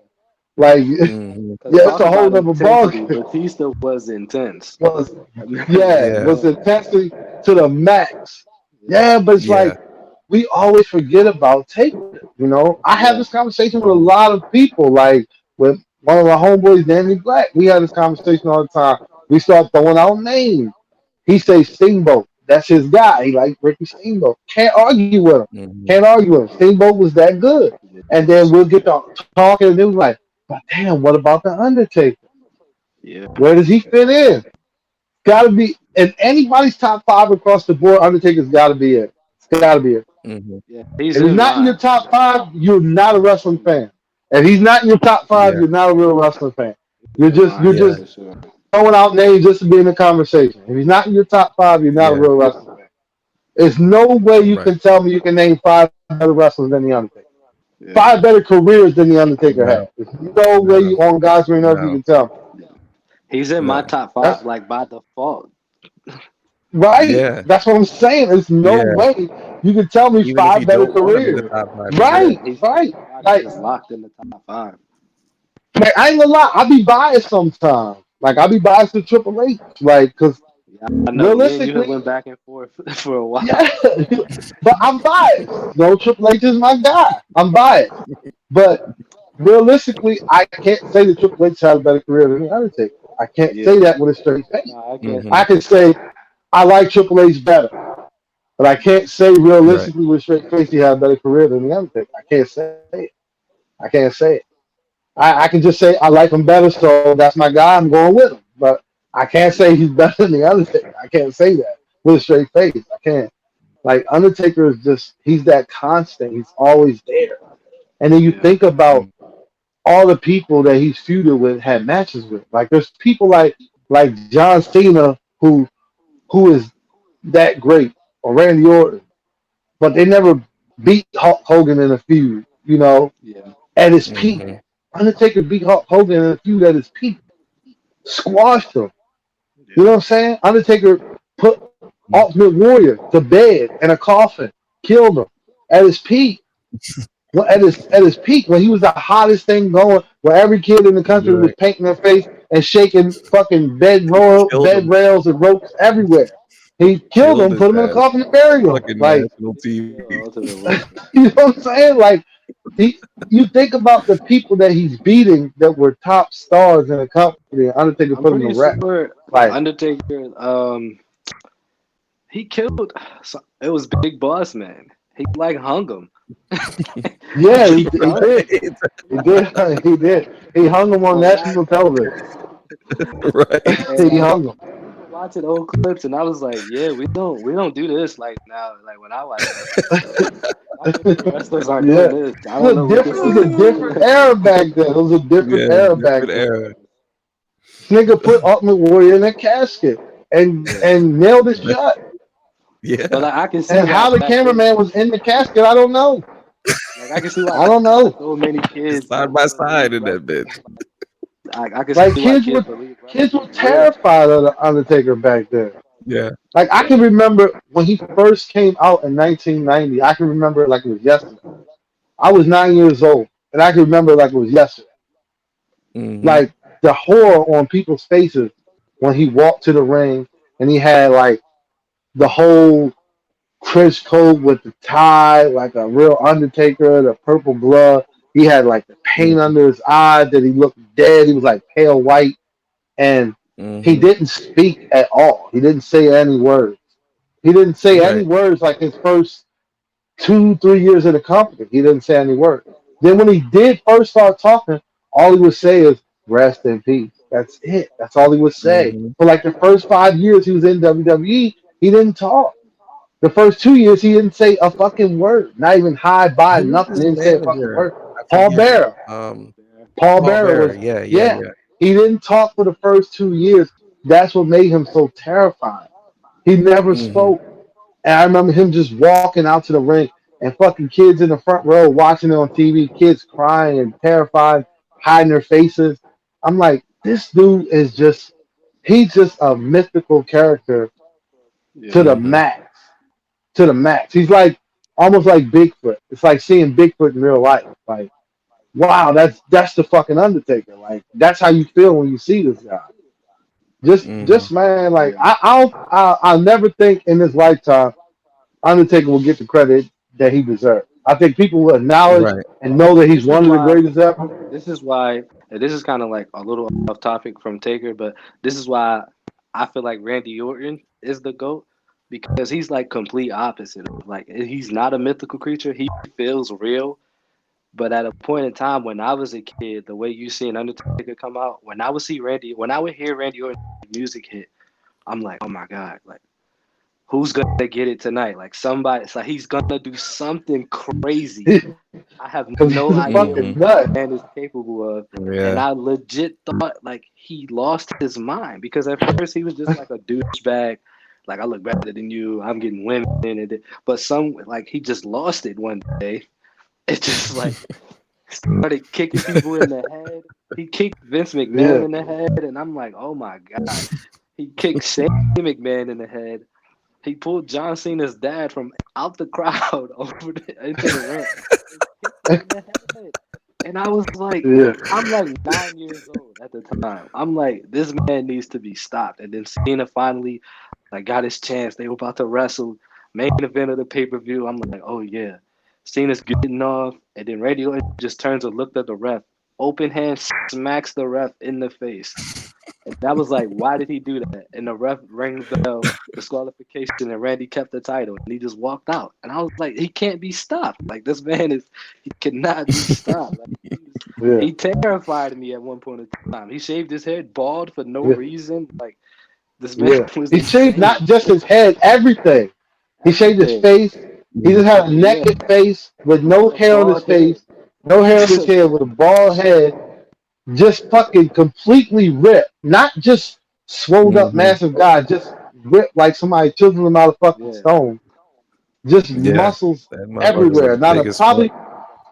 probably like zero body fat, just shredded with a bald head and a Mhm. naked face, staring into the abyss, kicking people in the fucking head. Like he's Yeah. was a legit psycho. Like Like like his character, seeing like that, I was like, yo, this man is crazy, bro. Like yeah. I 09 never Randy wanted Orton him to was get beat up nuts. so bad. I wanted him to get beat up Yeah. so bad. I was like, somebody just needs to. They need to jump him. It does not need to be a one-on-one. He needs to get Yeah. jumped. He's violating everybody. Oh, I say this: '09 Randy Orton was like 2022, 2023 Kanye West. You just felt Mhm. like you Yeah, don't know what the fuck he's he's gonna do so next. Like unpredictable. Yeah, somebody's got to Right. stop it. You don't know you what don't the know fuck he's gonna do what Mhm. he's next. about to do, and he wasn't even talking a lot. You just his actions. You was just like, I don't know what he's Yeah. about to do Yeah. next. He looked just like a pure Then psycho. the Just like crazy a face he psycho. used to do, that crazy petty face, like when he did something real crazy, kick a woman in the face or something on He would somebody's look head, like and a then he's just total going psycho. Like, bro, you're the one who like, kicked that lady in the "You head. Like, fucking sicko!" Like what the fuck? Yeah. like '09 huge. Randy Orton was a fucking Yeah, he was a terror, super just a villain. fucking. He was like a He was a Joker menace to level society. villain. Yeah, like Yeah, But he I was was a beast watching yeah. though. Raw. I was He was a watching Raw, beast. and He was a beast. this man handcuffed Triple H to the ropes, and I'm like, oh, he's about to like go to work on him, like beat him up. And then Stephanie But he comes out, didn't. and he He just beat RKO'd his wife Stephanie. up. And I was like, okay, you know, you're wilding. First of all, you're RKOing this man's wife in front of him. Then he gets down in a push-up position and kissed her unconscious body, like kissed her on the lips while looking at Triple Why H. Triple H was watching? I'm 9 years What old. the? First of all, I should not be seeing this. That's not legal, bro. And I was just like, Yeah, yeah, this man cannot be stopped. That yeah. man Old is man Randy Orton was a fucking terror for the world. Like Yeah, he was a that nigga menace. needs He some was a menace. meds, bro. But yeah, in this WrestleMania, like when Undertaker starts getting his thing off, you know what I'm saying, and he starts Yeah, wrecking, Shawn Michaels still wasn't giving in. yeah, He was literally fighting back with like everything that he had, and then it comes yeah. to He the point was. where they look like they're exhausted. You know what I'm saying? They're just just giving it all they got, giving it all they got. Now this is in this particular turn. I thought that Shawn Michaels was gonna win at this point because he I did literally too. just kept getting up and he just kept like super kicking him. And the more I see him go for a pin, I was thinking, okay, shit, one of these bitches are gonna turn out. You know what I'm saying? yeah. Eventually one of these pins are gonna Hmm. come through. You know what I'm saying? What did you guys think? I'll tell you what really got me is when the first choke slam he gave Shawn Michaels. First of all, Undertaker choke slam still may be the best in the business. I still there's people that a prime king, a prime king Mm. before the stomach when he was just jacked to the fucking gills. When he had the Mhm. old mask, the old like black mask with like the red stripes right across it. I Yeah. mean, like the full red mask with the three black stripes across it. That prime king right Mhm. there had a dangerous Mhm. choke slam. But Undertaker, to me, to this day, still might have the best choke slam in the business. But this one he gave Shawn Michaels at this WrestleMania match, he gave that motherfucker every bit of that Gonna 7 put foot him through that tall bitch. height. Yeah, he gave her every bit of that 7 foot height that he's carrying. And he checked that motherfucker up to the heavens. He gave him that He choke did right. slam. Then right after that, he gave him the last ride power bomb. When he gave him the last ride power Yes. bomb, Shawn Yes. Michaels kicked out. I'm like, oh no, Shawn Michaels about to win this. Like Yeah. you Yeah. said, when he Because that kicked power out, bomb was jumped up, vicious, dude. yeah, he kicked out, jumped up, gave him a super kick. I'm like, oh yeah, he about to win this. I knew Undertaker would kick out the first one so he can do his little dead man thing and sit up. I knew he would kick out the first one. But I'm like, oh yeah, Shawn Michaels gained that momentum. The fans were kind of getting back in it. Even though a lot of fans were still cheering Undertaker, fans were feeling like, Mhm. yeah, Shawn Michaels is that guy though. This the guy that can do it. So they were already on the turn like, well fuck it, if it's gonna be anybody, let it be Shawn Michaels to break the streak.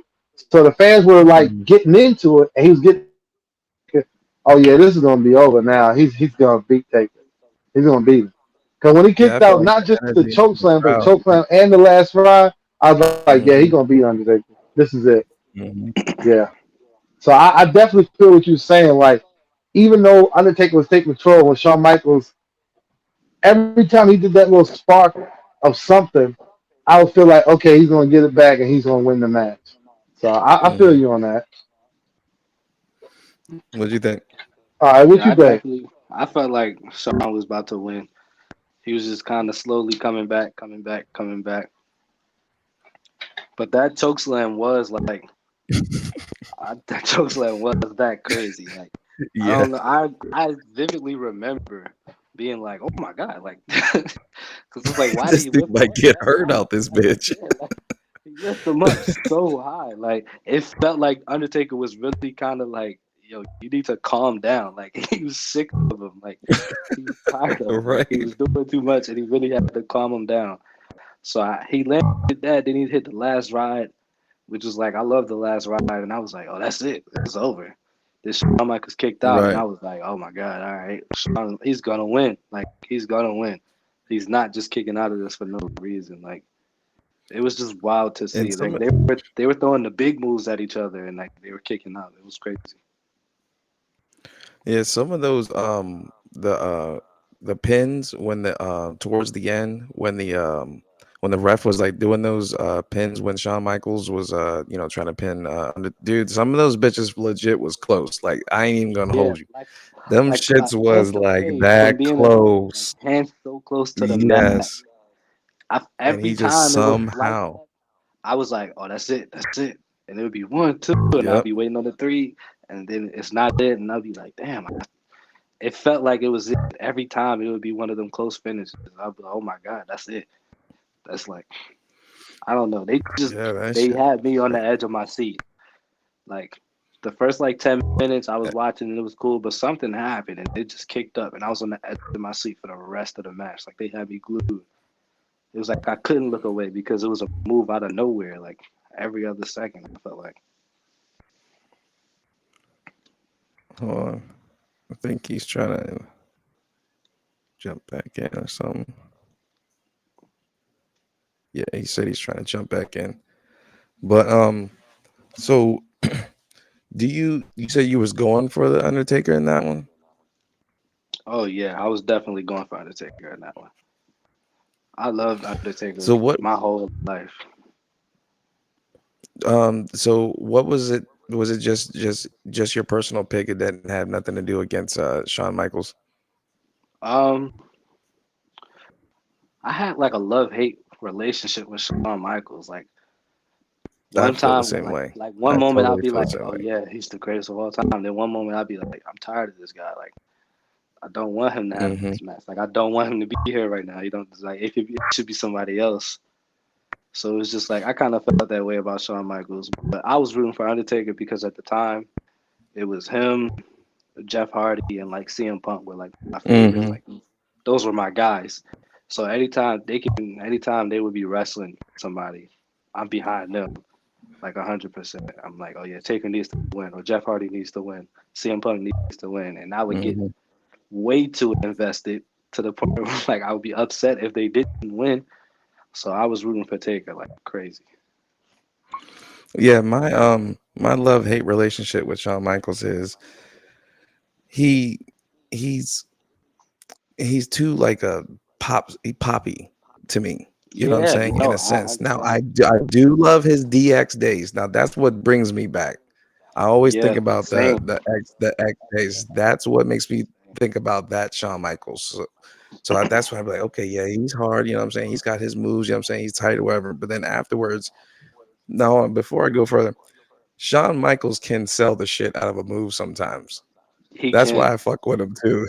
he Like can. if he gets like into it, like really into something, like he'll throw Yeah, his whole body around the ring for that yeah. shit. He'll make you think like he's really in like excruciating pain off like a clothesline, like off a simple move. He would make you feel like, oh my god, like I think he's really hurt this time. Right? Hold on. Like Let me sometimes see. it's funny. I'm just gonna take a brief pause right here. If you wanna just chill, I'm gonna see if I can get him back in here. All right. Just gonna take a brief pause. Hold on.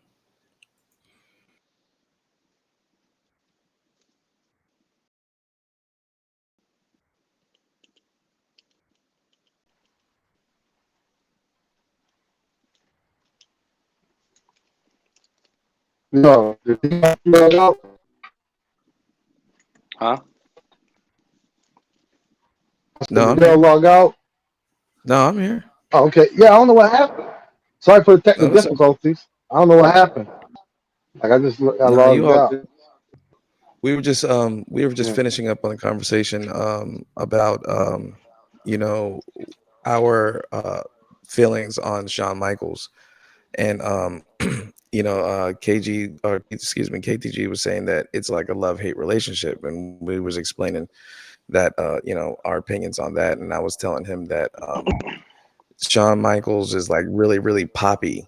You know what I'm saying? But he had those DX days, and that's what makes me always think about how Yeah, hard yeah, or how good of a wrestler he was. yeah, yeah. I throw in with Martian on this one.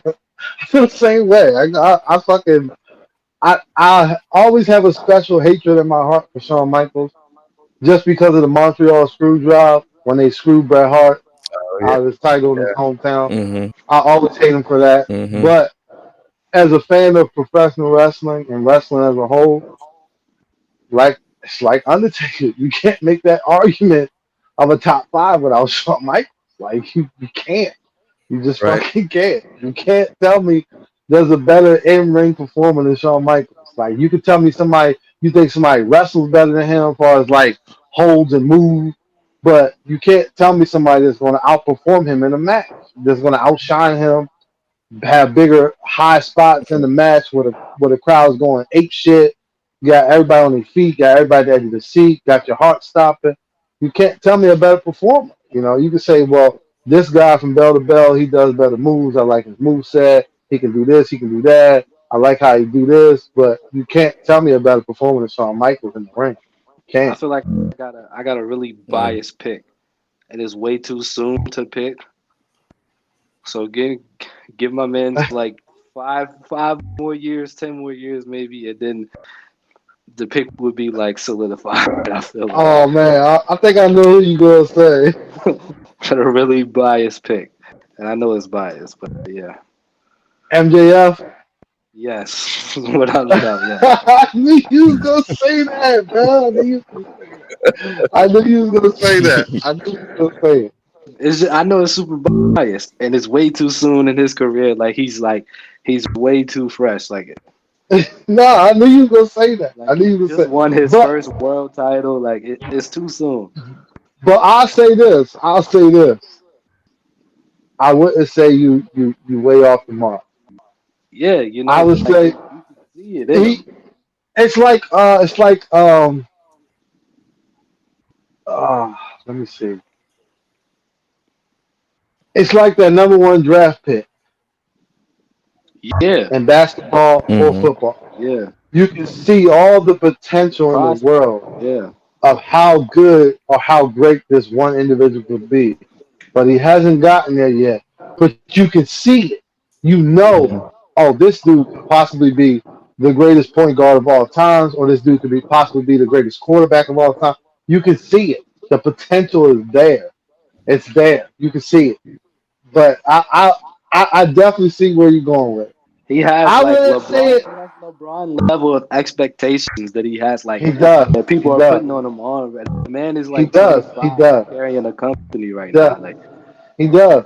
I'll tell you this. I was just earlier today on YouTube. I was watching like backlash and fallout from the Revolution pay per view, and Bubba Ray Dudley or Bully Ray, whatever you want to call him, he was on Chris Van Fleet's show, and he was getting interviewed, and he was talking about MJF, and he said MJF has the potential to be a better wrestler than Ric Flair in the ring and a better sports entertainer on a microphone than The Rock.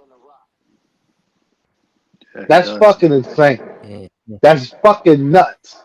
That's wild That's level of expectations to that's have a for someone. wild level of potential to say that this motherfucker can be better than Ric Flair in the ring and Yeah, better than The Rock on the microphone. That's a That's wild crazy. expectation of potential.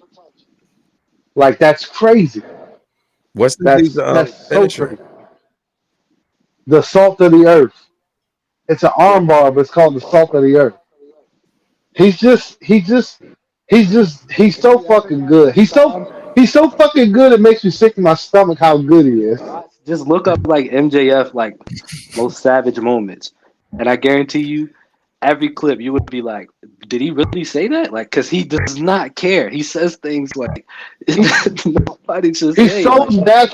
he's so naturally good at drawing emotions out of people. It almost makes me sick. Like it Hmm. almost makes me sick. Like he shouldn't be this good, this talented, that young. He shouldn't be. It's like Was he in his and 20s, it's, early 20s? yeah, it's like 24, 25, something like Yeah, that. I think he's like 25, 26. But it's not like a Brock Lesnar who's 25 and can come in and can bench press the world, can the only guy in the company that can suplex Big Show and German suplex Big Show and throw Big Show over the top rope and do all these amazing things where you just like, holy shit, this guy's got to be a fucking star. No, it's not one thing that he does that like really stands out. This motherfucker, he just got it. somewhere in his mind, he just he just Hmm. understood wrestling. And he knows he just got it. And The, you're like, no, there's no Hmm. way this kid knows this much about wrestling. Like this man walks out to the ring, doesn't even speak, and the crowd is booing him out of the building, telling him to shut up, leave. Like they're going crazy. They like hate this man with a passion. And then the like snap of a finger, he can get them to cheer, and the snap of a finger, he could get them to boo. Like it's crazy the it's control he crazy. has.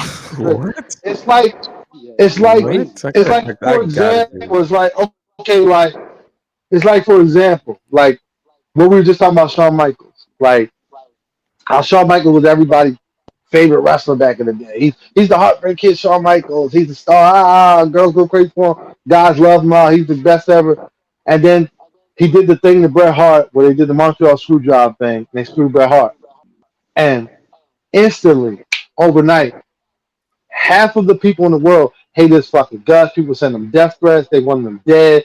He couldn't go to Hmm. Canada and do shows. They were blowing him out of the building, throwing death threats, chasing down his Hmm. car, throwing fucking people coming to his hotel trying to saying they're going to kill him. Like everybody hated him. It took years and years upon years, almost 10, 15 years before fans would even cheer for him ever again in Canada. But Hmm. MJF had that same level of hatred. And then, like Marshall was saying, in an instant, he can be in the ring. Everybody can be like, "Fuck you, MJF. MJF Yeah, sucks. MJF sucks. MJF sucks. Fuck you, Maxwell." And they chanting his name. They say, "Fuck you, Maxwell," and everybody hates him. And then he can come out, start cutting the promo, and then they're cheering him. 10, like losing their 10 minutes mind. later, cheering him, That's and then crazy. that fast. Listen, while he's still in the same promo, he can turn around and say something, and they're back booing him again. Like he's What fucking, the he's fuck? That's incredible, so man. sick. That's He's He's awesome. done it for incredible. me. Like he's That's done it for incredible me. crowd control. He like a few months back, he was cutting a promo, and like I was having sympathy for him because he was like, yeah, I Yeah, was at this prom. I finally got my dream girl, but before I was getting a couple tickets while driving and speeding, and he was like, one night, me and her were driving, and I was speeding, and I crashed into the tree, and I already had tickets, and I was like, oh man, he crashed with the date in the car, and he was like, you know what I did? He was like, I switched seats with her, so when the cops got there, they thought she was driving, and I was in the passenger seat. And I was like, oh my God, I did not see it going there. I did not see it going there. And he was yeah, like, I'm yeah. proud It of was being it a was so survivor. That good. is It was I was so. funny. like, If you go on YouTube and type in MJF promo about the car crash with the girl, it was and wild to see. just listen to the ride he will take you on. This promo was so fuck because like Marshall was saying, he had me really thinking like something really sad and tragic happened in his life. Yeah, He I was was like, like, oh my God, okay. I was on my prom date and me and my girl were headed and we're headed out of a ride and I'm in my Camaro because his character's gimmick is he comes from money, he's wealthy, he's a rich snobby little brat. That's his character. But what he was saying was Hmm. like, yeah, I am a rich snobby little brat, but he's cutting this promo to have you like, no, I'm a rich snobby brat, but you gotta have sympathy for me. I'm human too. Like I went to high school Yeah, prom with my date, maybe Hmm. had a couple many, too many to drink. I'm speeding in my brand new, I think he said like Camaro or Force or something. yeah. I crashed to a tree and she smashes her head. I'm looking over at her, her face is bleeding, her nose is bleeding, and the only thing I could think to do is switch seats with her and put her in the driver's seat so when the cops come, they'll arrest her for drunk driving. And I walked away scot free. It was And the like wildest shit the Yes. ever. fucking Yes. crowd goes I love ape this guy shit. already. The crowd Like goes that. I love fucking this ape guy shit because already. everybody. I'm watching it with my wife, and my wife is like, "I hate him. I hate this motherfucker." She hates MJF. Soon as he walks out of the curtain, she's already like, "I can't." Oh God, not fucking him. He runs his mouth all the fucking time. I hate this little motherfucker. I was like, whoop his ass. She hates his gut. But that night we're watching, it, she's like, "Oh damn, that really happened." Like he's telling this sad, tragic story about what happened to him in high school with his girlfriend. She's all emotional and shit. And then when he said that, she's like, "This motherfucker." And I'm like, man, he's so fucking good, man. He's so Yeah, he fucking is good. good. Oh, yeah. He's so fucking good. He's so good. Just That. small things that he does. Like Like a couple weeks ago, he's coming out. He's walking down the ramp, and there's a little kid, and the kid is holding out his hand. Why? He spits his gum in his hand and puts it in the kid's hand, and then gives him one of those. And the people in the crowd are going nuts. They trying to jump the barricade to fight him. Oh I'm my like, this god. motherfucker is so Yeah, fucking stupid, but he's Oh, so man, that is sick. to me yeah, That is right sick. now. I would say, without a doubt, without any questions asked, I don't give a fuck. Whole WWE roster, whole AEW, New Japan Wrestling, MJF, bar none, is the best fucking villain in wrestling that I've seen in the past 10, 15 years. The best villain in wrestling I've seen in the past 15 Wow. years. Without a question. yeah. Without a question. He's the best villain Hmm. in wrestling, without a question. He's so fucking good, man. He's so That's fucking good. great. And he can turn it on like that. He's so fucking good. He's just That's so crazy. good at fucking being hated. And I really think that he fucking enjoys it. That's what He makes does. you really sick, because you like, this fucking prick, like he's so good. And he enjoys it so much. Every single week he comes out and cuts a promo. Somebody's on Twitter like, we cannot keep letting him get away with this. Like this should not be allowed. He should not be able to do this.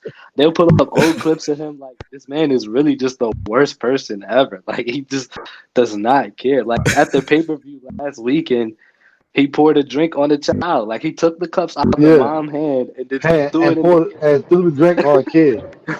drink on the kid. I was Wow. like, yeah. Yeah.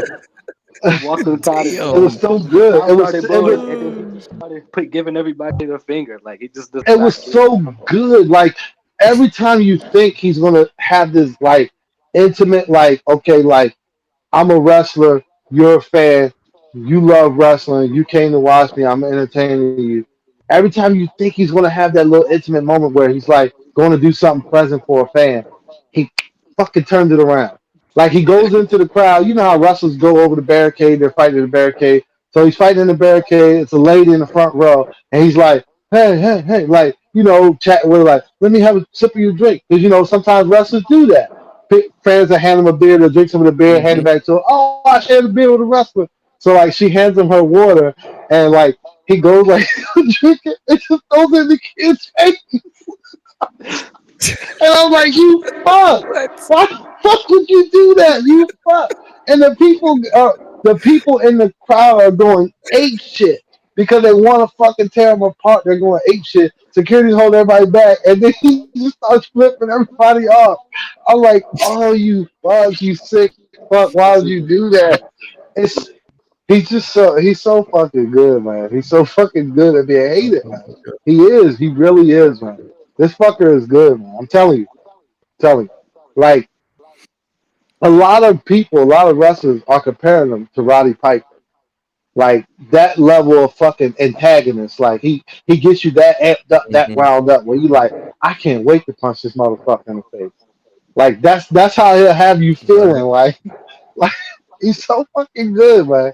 He's so fucking good. And I'm telling you this because, like I was telling you at the start of the show, I was telling you when AEW kicked off, me and Marshall watched the first episode, and we were like, "Damn, this is fucking wow! This is like the Wild West of fucking wrestling. Attitude Like era anything goes." wrestling, Hmm. basically. Yeah, like early, I mean, like late '90s WCW, NWO kind of run wild kind of atmosphere. Like this is wow. This is gonna be great.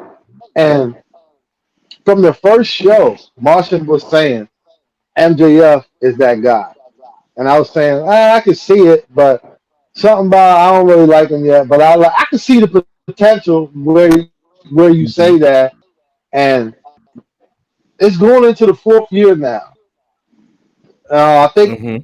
was it Still March very something? brand It'd be the new. fourth. It'd be the fourth year anniversary, right? March, right? Yeah, I think so. Or was it May? I think it's May because of Yeah, Double or but Nothing. whatever this. Yeah, okay. May this year will be the fourth year anniversary of AEW promotion. So this is the fourth Hmm. year. Every year it goes by, months go by. He always tells me, no, MJF is that guy. MJF is that guy. MJF gonna be that next guy. And I'm like, nah, I could see it, but like, nah, not yeah. I still think he got a little bit to. But I could always see the potential from the first episode. I could see the potential. Like this dude, there's something about this guy. He's gonna be a star. I could see it. And at that time, he was only like 20, Hmm. 21.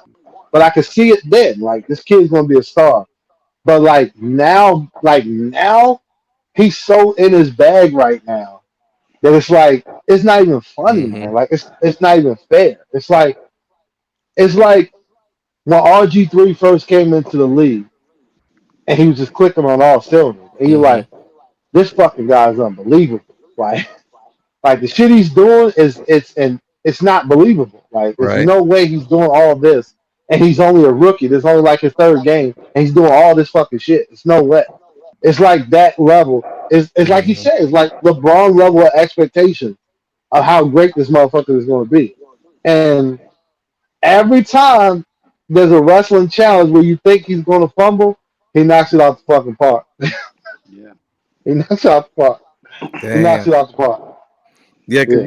you've been talking about this AEW for a Yeah, while, man. yeah. I'm I'm I telling you, think bro. I have to jump You on AEW gotta is board. get great, into it, bro. You gotta get into it. It's wrestling for adults. It's an basically. Yeah. adult wrestling Hmm. show. It's an adult wrestling show, and it's that entertaining. It's an adult wrestling show. It's not Like for children. sometimes I it wouldn't. gets so bad, you're gonna be watching like they're allowed to do this nowadays. Like, Right, right. Like they be like sometimes they be on the show saying fuck, calling people pieces of shit. Like it's fucking yeah, crazy, bro. Oh shit, yeah, that shit MJF. sounds awesome. Yeah, he says anything. Anybody says anything. There's a guy named John Moxley. Yeah, This nigga yeah. does Bro, whatever. did you watch it tonight when Moxley just snapped and was just choking out his right? Just choking the Yeah, shit out for no reason. I'm like, what's he doing? Like, he makes me believe wrestling's still real. Cause he just, yeah, I'm just, nuts. nobody's telling this. Nobody's going through the match with this man. He's just, first of all, he comes out through the crowd wherever he Drunk. feels like, wherever he feels like. Oh, He that's just hard. comes out. He just comes out wherever he feels like through the crowd. He comes out, no security because none of the fans try him because this nigga is insane. Yeah, no. You know how like back in the day, like when Russell came to the crowd, you see like 12 big security guards around him rushing to the ring real quick. Hmm. No, he just It's just walks through the crowd. Just him. No security just around. him. He just walks through the fucking crowd at a calm, ease pace. Not like, oh, I'm gonna run through the crowd like wrestlers used to do back in the day No, he when they come in walks. the ring to Yeah, attack Yeah, somebody, they they have run to through the hurry crowd up real and quick. shit. Yeah. No, no. He walks and a slow. Sometimes it takes him 10 minutes to get in the ring because he's walking around like just soaking it in. like he I feel just like got out of rehab not too long ago. Like mid last year, he got out of rehab for alcohol. But before that, he was Hmm. coming to the ring with a fucking flask, just smacking that bitch to the crowd. Like one What? night, he came out with a fifth of Jack Daniels, and he was just drinking that bitch. The crowd. He had a fifth of Jack Daniels, got into the ring, put it in the corner, and then smacked the bitch during the match. Like yeah, this, he's just that guy. Oh He's shit. unpredictable. He's literally unpredictable. like there was He a just time, like I want to say, what was it like, 2021, like early 2021, late 2020, where he was just coming to the ring in like regular clothes. And me and Marshall would be like, man, this motherfucker he just showed up to the arena, drunk, got out of his car and came in the wrestle. Like, he was yeah fully dressed. Like, you know how sometimes wrestlers be like, oh, we have a street fight tonight, so I'm going to wear jeans and take my hand. No, I'm talking about like a full outfit with yeah just shoes on. like A hoodie, full outfit, a t-shirt, coat, jeans, and hoodie, shoes. t-shirt, pants, That was jeans, nuts. belt. Yeah, whole outfit. And just get in the This ring, nigga said, "Oh take shit, I his gotta coat off, wrestle and just tonight. I wrestle. didn't even fucking know." And then Come the out, funniest pull thing his is, flask out, drink out his flask, get the ring, wrestle, and then just leave. you know how after a match, like the wrestler might put his hand up, yeah, yeah, get his hand. No, as soon as the bell rings, John He Moxley rolled gets right out the out the ring, ring right and back walks through out the through crowd. the crowd, Crowd. and he just leaves. We just don't see him for the rest of the night. He just leaves. No, And you bro, were Like no just cuts, saying no nothing. I'm done. nothing, I'm nothing, done. he just rolls out nothing. the ring And and then leaves. bro. In 2020 and 2021, like right before he went to rehab, this motherfucker was cutting promo talking about God knows fucking what. But he was so amped and so fucking intense, you'll believe him, whatever he's saying. This Yeah. motherfucker talking about all he talked about his promo was blood, guts, whiskey, Skulls, cutting bones, somebody the fuck open, skulls, barbed crashing, wire. burning. Like, but I'm like, what are you talking? Nothing in your incoherent rambling has anything to do with wrestling. What are you talking about? Talking about, yeah, I fucking drink Jack Daniels, smoke cigarettes, and I fucking crush skulls, and I wrap your face in barbed wire, and I'm gonna fucking do this and peel your flesh back slowly. Like, what are He you legit. talking about? The pay per view just passed, and he had a match. He had a Yeah, death match, and they were going at it, barbed wire. Typical like hardcore match stuff. And he has the dude in like a triangle hold, like his head's between his legs. Man pulls out a fork, like a taped up fork, out like of a his boot. shaving cream fork, out his boot, and he Dinner starts jabbing fork? this And just nigga a dinner fork, and in he the starts fucking head. jabbing this nigga in Like What the the head. blood just dripping down his face, and he just jabbing him in his head with the fork. Then he proceeds to take the fork and just drag it back and forth across his forehead. Bro, what but the I fuck? seen, well, did you see Adam Page tonight on wrestling? Yeah, Did his you see forehead's Adam all Page's forehead tonight? Just cut rake the up. fuck up He with has a four, black just eye. four stars going, like 4 stars all across his forehead, Yeah. but he's just raking the fork back and forth across his forehead. I was like, what the fuck is wrong with this nut? He didn't know what he was getting Damn. into agreeing to wrestle John Moxley. Like he didn't know how bad it was gonna get. He didn't know this nigga was gonna pull a fork out his boot, bro. Why did and that means he had to walk all the way to the ring from the crowd with a fork in his That means he boot. had to wrestle And he pulled it out that like much of the 15 match. seconds They in. were probably like 15 into the match. So that much of the match, you Oh, wrestled so with a he had metal this in fork there in your for a boot while. Yeah. for a Yeah. while. Oh, It's so like he he pulled it faked his out to start the plans and match. shit? He He wrestled pulled with it it. That's out mid-match. crazy. He had him in like a triangle choke, like like a UFC triangle choke where like their heads Yeah, between their yeah. legs, they're on their back, but they choking them. He had him in Mm-hmm. like that. Yeah. Pulled the fork out of his boot and starts jabbing him in the fucking forehead. I'm like, what the fuck? Like, bruh, how is this? How is this fucking okay? Anywhere, like, how is this okay? You know it's bad when wrestling Nigga's fans gonna like the have a fans, lawsuit at the end the of this people in shit. the crowd were even kind of like, whoa, like they were like, I don't know if I want to see this This, nigga stab this is how crazy it was. When he was jabbing him in his head, the fans were chanting, "You sick fuck, you sick fuck, you sick fuck." That was the chant for like 10 minutes. They were chanting, "You sick fuck," as he's jabbing him in his head with a fork.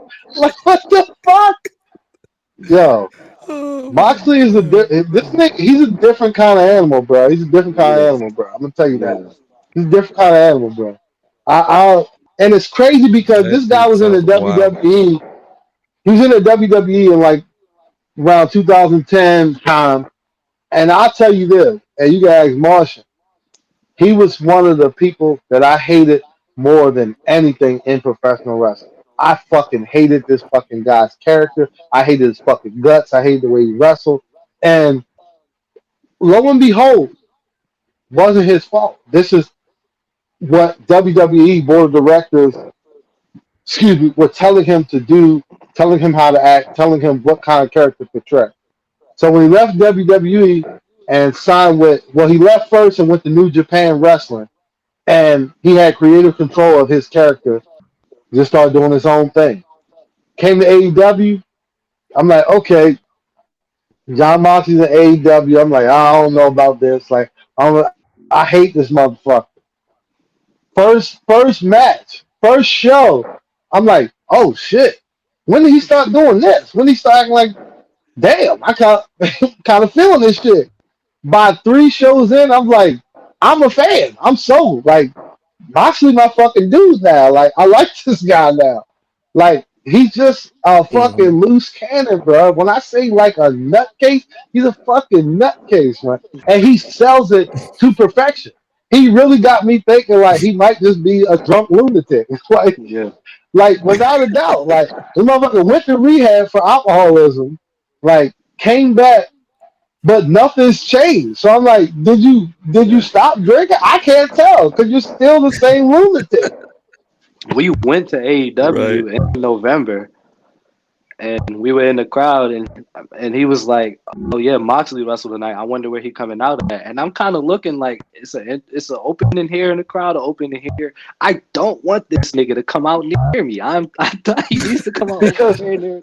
not only does Don't when want to he be. come out and Don't walk through want to the be crowd, when he walks through now, instead of drinking out of his fifth or Jack Daniels or his flask, he now he drinking might drink a water. bottle of water.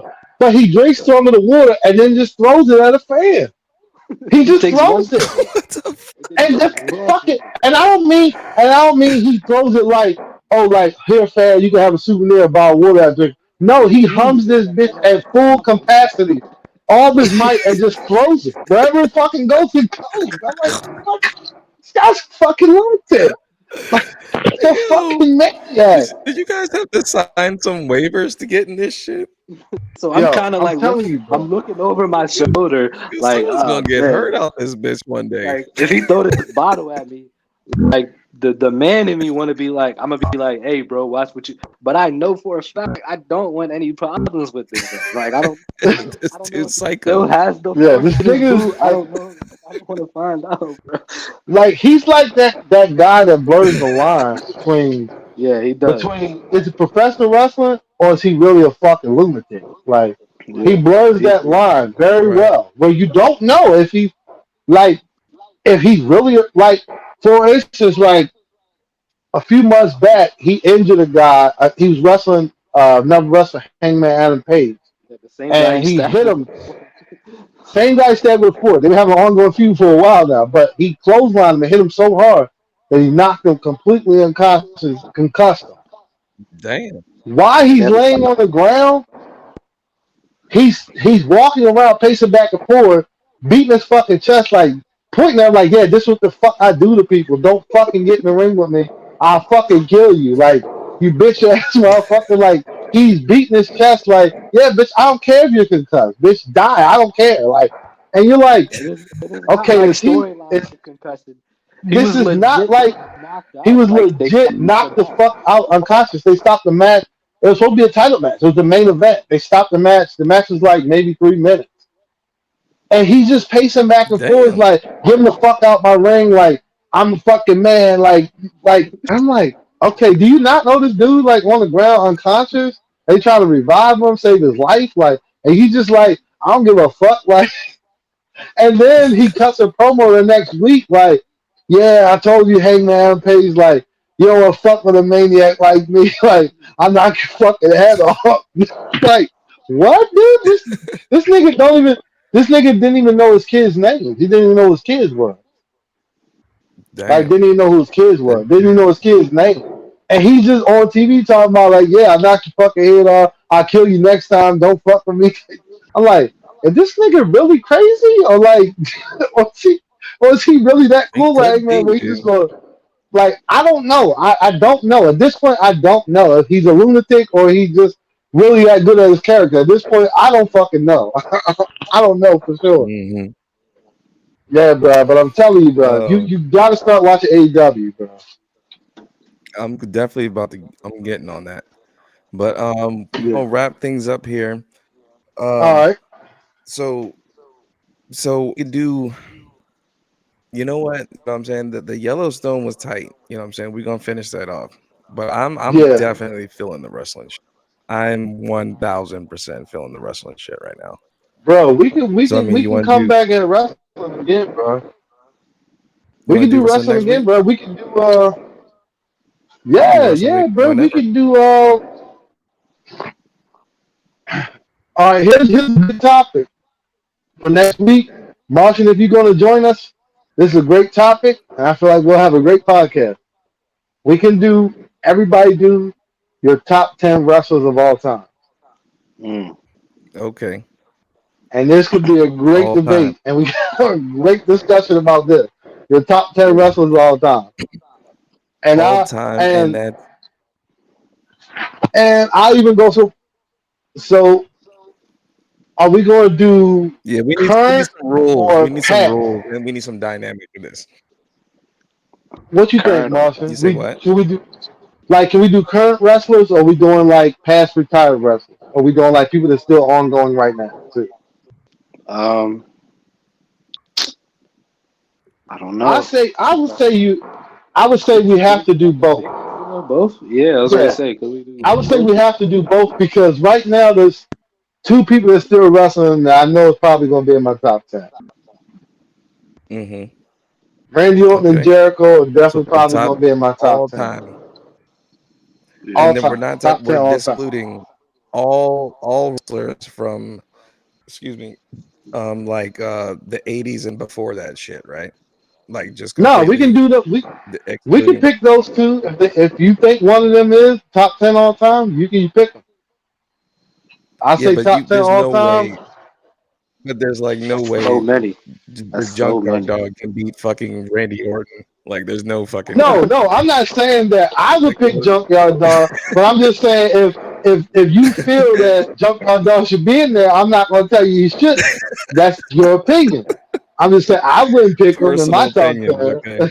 I was gonna say I might Fuck honestly be no. like, you can't put Junkyard Dog in your top 10. And I love Junkyard Dog, but I'm gonna Right. be like, That's what. no. So Yeah. okay. From like best of all times from like the 90s to now. All right, Yeah, but we could do first, that.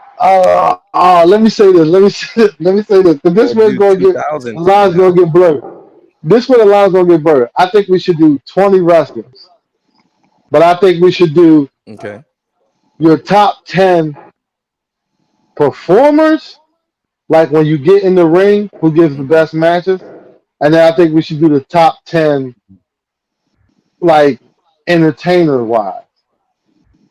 Because I don't Okay. think Hogan is one of the best wrestlers ever. I don't. But Yeah, for right. what he did for wrestling, he has to be in a top 10. He has to be Yeah. If we because do he put entertainers, I wrestling know my on a number map. one. He made wrestling. Hmm. He he he, he made wrestling a household name. Like if you go to the deepest end of the earth right now the most third world country you can think of, they're going to know who the fuck Hulk Hogan is. Yeah. They might don't know They who gotta Randy have a Orton is, Hulkamania but shirt they're on. going to know who Hulk. A Hulkamania shirt is over there somewhere. It's over there. That's what I'm saying. Yeah, For somewhere. what he did for Yeah. wrestling, he has to be in the top 10. So I say we'll do like top 10, like if when you get in the ring, wrestle guys, and then we'll do like a top 10, like who can just sell shows, arenas, who sell itself for entertainers, Hmm. like somebody like The Rock, who ain't he ain't the worst wrestler, but he ain't the best wrestler neither. But this motherfucker can talk more shit Right. than pretty much anybody you can think of in wrestling. So he has to be in that conversation. And he He can has to sell. be He in can it. sell the shit. But He can sell me and tickets. Marshall was talking about He'll this. sell all any He of can sell yeah. the no. He can sell He'll the sell shit out all of a move. yeah. Like He can sell a move. if That you motherfucker do, can sell his whole cold stunner like nobody's business. He can. He can. This nigga, I seen this nigga flip 3 times and over the rope off a stunner before. I was like, I seen him this get. He no. got stunned on one side of the ring, and somehow he ended up on the other side of the ring from a move that Yeah, don't require you to go that much of a distance. But yeah, yeah. I think nobody sells hard than Rock, John Cena, Shawn Michaels, and Brock Lesnar. And only when Brock wants to sell. When Brock wants to sell, he will sell I a can't fucking even. move. I don't even know if I could like properly put John Cena in that because John Cena will take a power bomb, come back, and then do like his finishing move. But if he'll take a punch at the start of the match, and this nigga's unconscious. This nigga's He's sleep. done. This nigga's sleep. And I'm like, Cena, you selling the wrong moves here, bro. You not making sense. You Yeah. not making sense. if He's he not can making rock no. off rip, He take a nigga on chop a to the sleep. chest. Oh, oh. He take a chop to the chest and go to cardiac arrest. Yeah, The nigga get tombstone, get up, do the five knuckle shuffle. yeah. Like what the fuck? Nigga don't make no fucking sense. Bro, My you're man fucking just wrestling Yeah, respects like bro. wrestling, that, dude. man. Yeah, Oh, but yeah, God. yeah, All right, so we'll get that yeah. started, guys, and Is there Yeah. anything So we're else you gonna guys do want to two say? lists like that. We're gonna do like Okay. a top 10 like entertainer, like sports entertainer kind of guy. Then we'll do like a top 10 wrestling. So 20 in all names that you're gonna come up with, and I think that'll be fair. All right. All right. You got it. Cause I don't All think right, it's guys. fair to put Hulk Hogan on the same list with Kurt Angle, but Hulk Yeah. Hogan definitely did more Right. for wrestling as a whole than Kurt Angle. Yeah. Yeah, But I'm cool but with Yeah, that's that. just one kind of, yeah, I'm good with that. yeah. All So right, so I we'll think get I that think that's started. You fair. guys got anything to say? Yep. No, just shout out You to got anything? everybody that tuned in. Shout out to all of our followers. If you've been with us, we're gonna keep doing this. Thanks for supporting us. We're gonna keep it going, and we'll be back at you next week. All right. Peace out, guys. All right. Peace.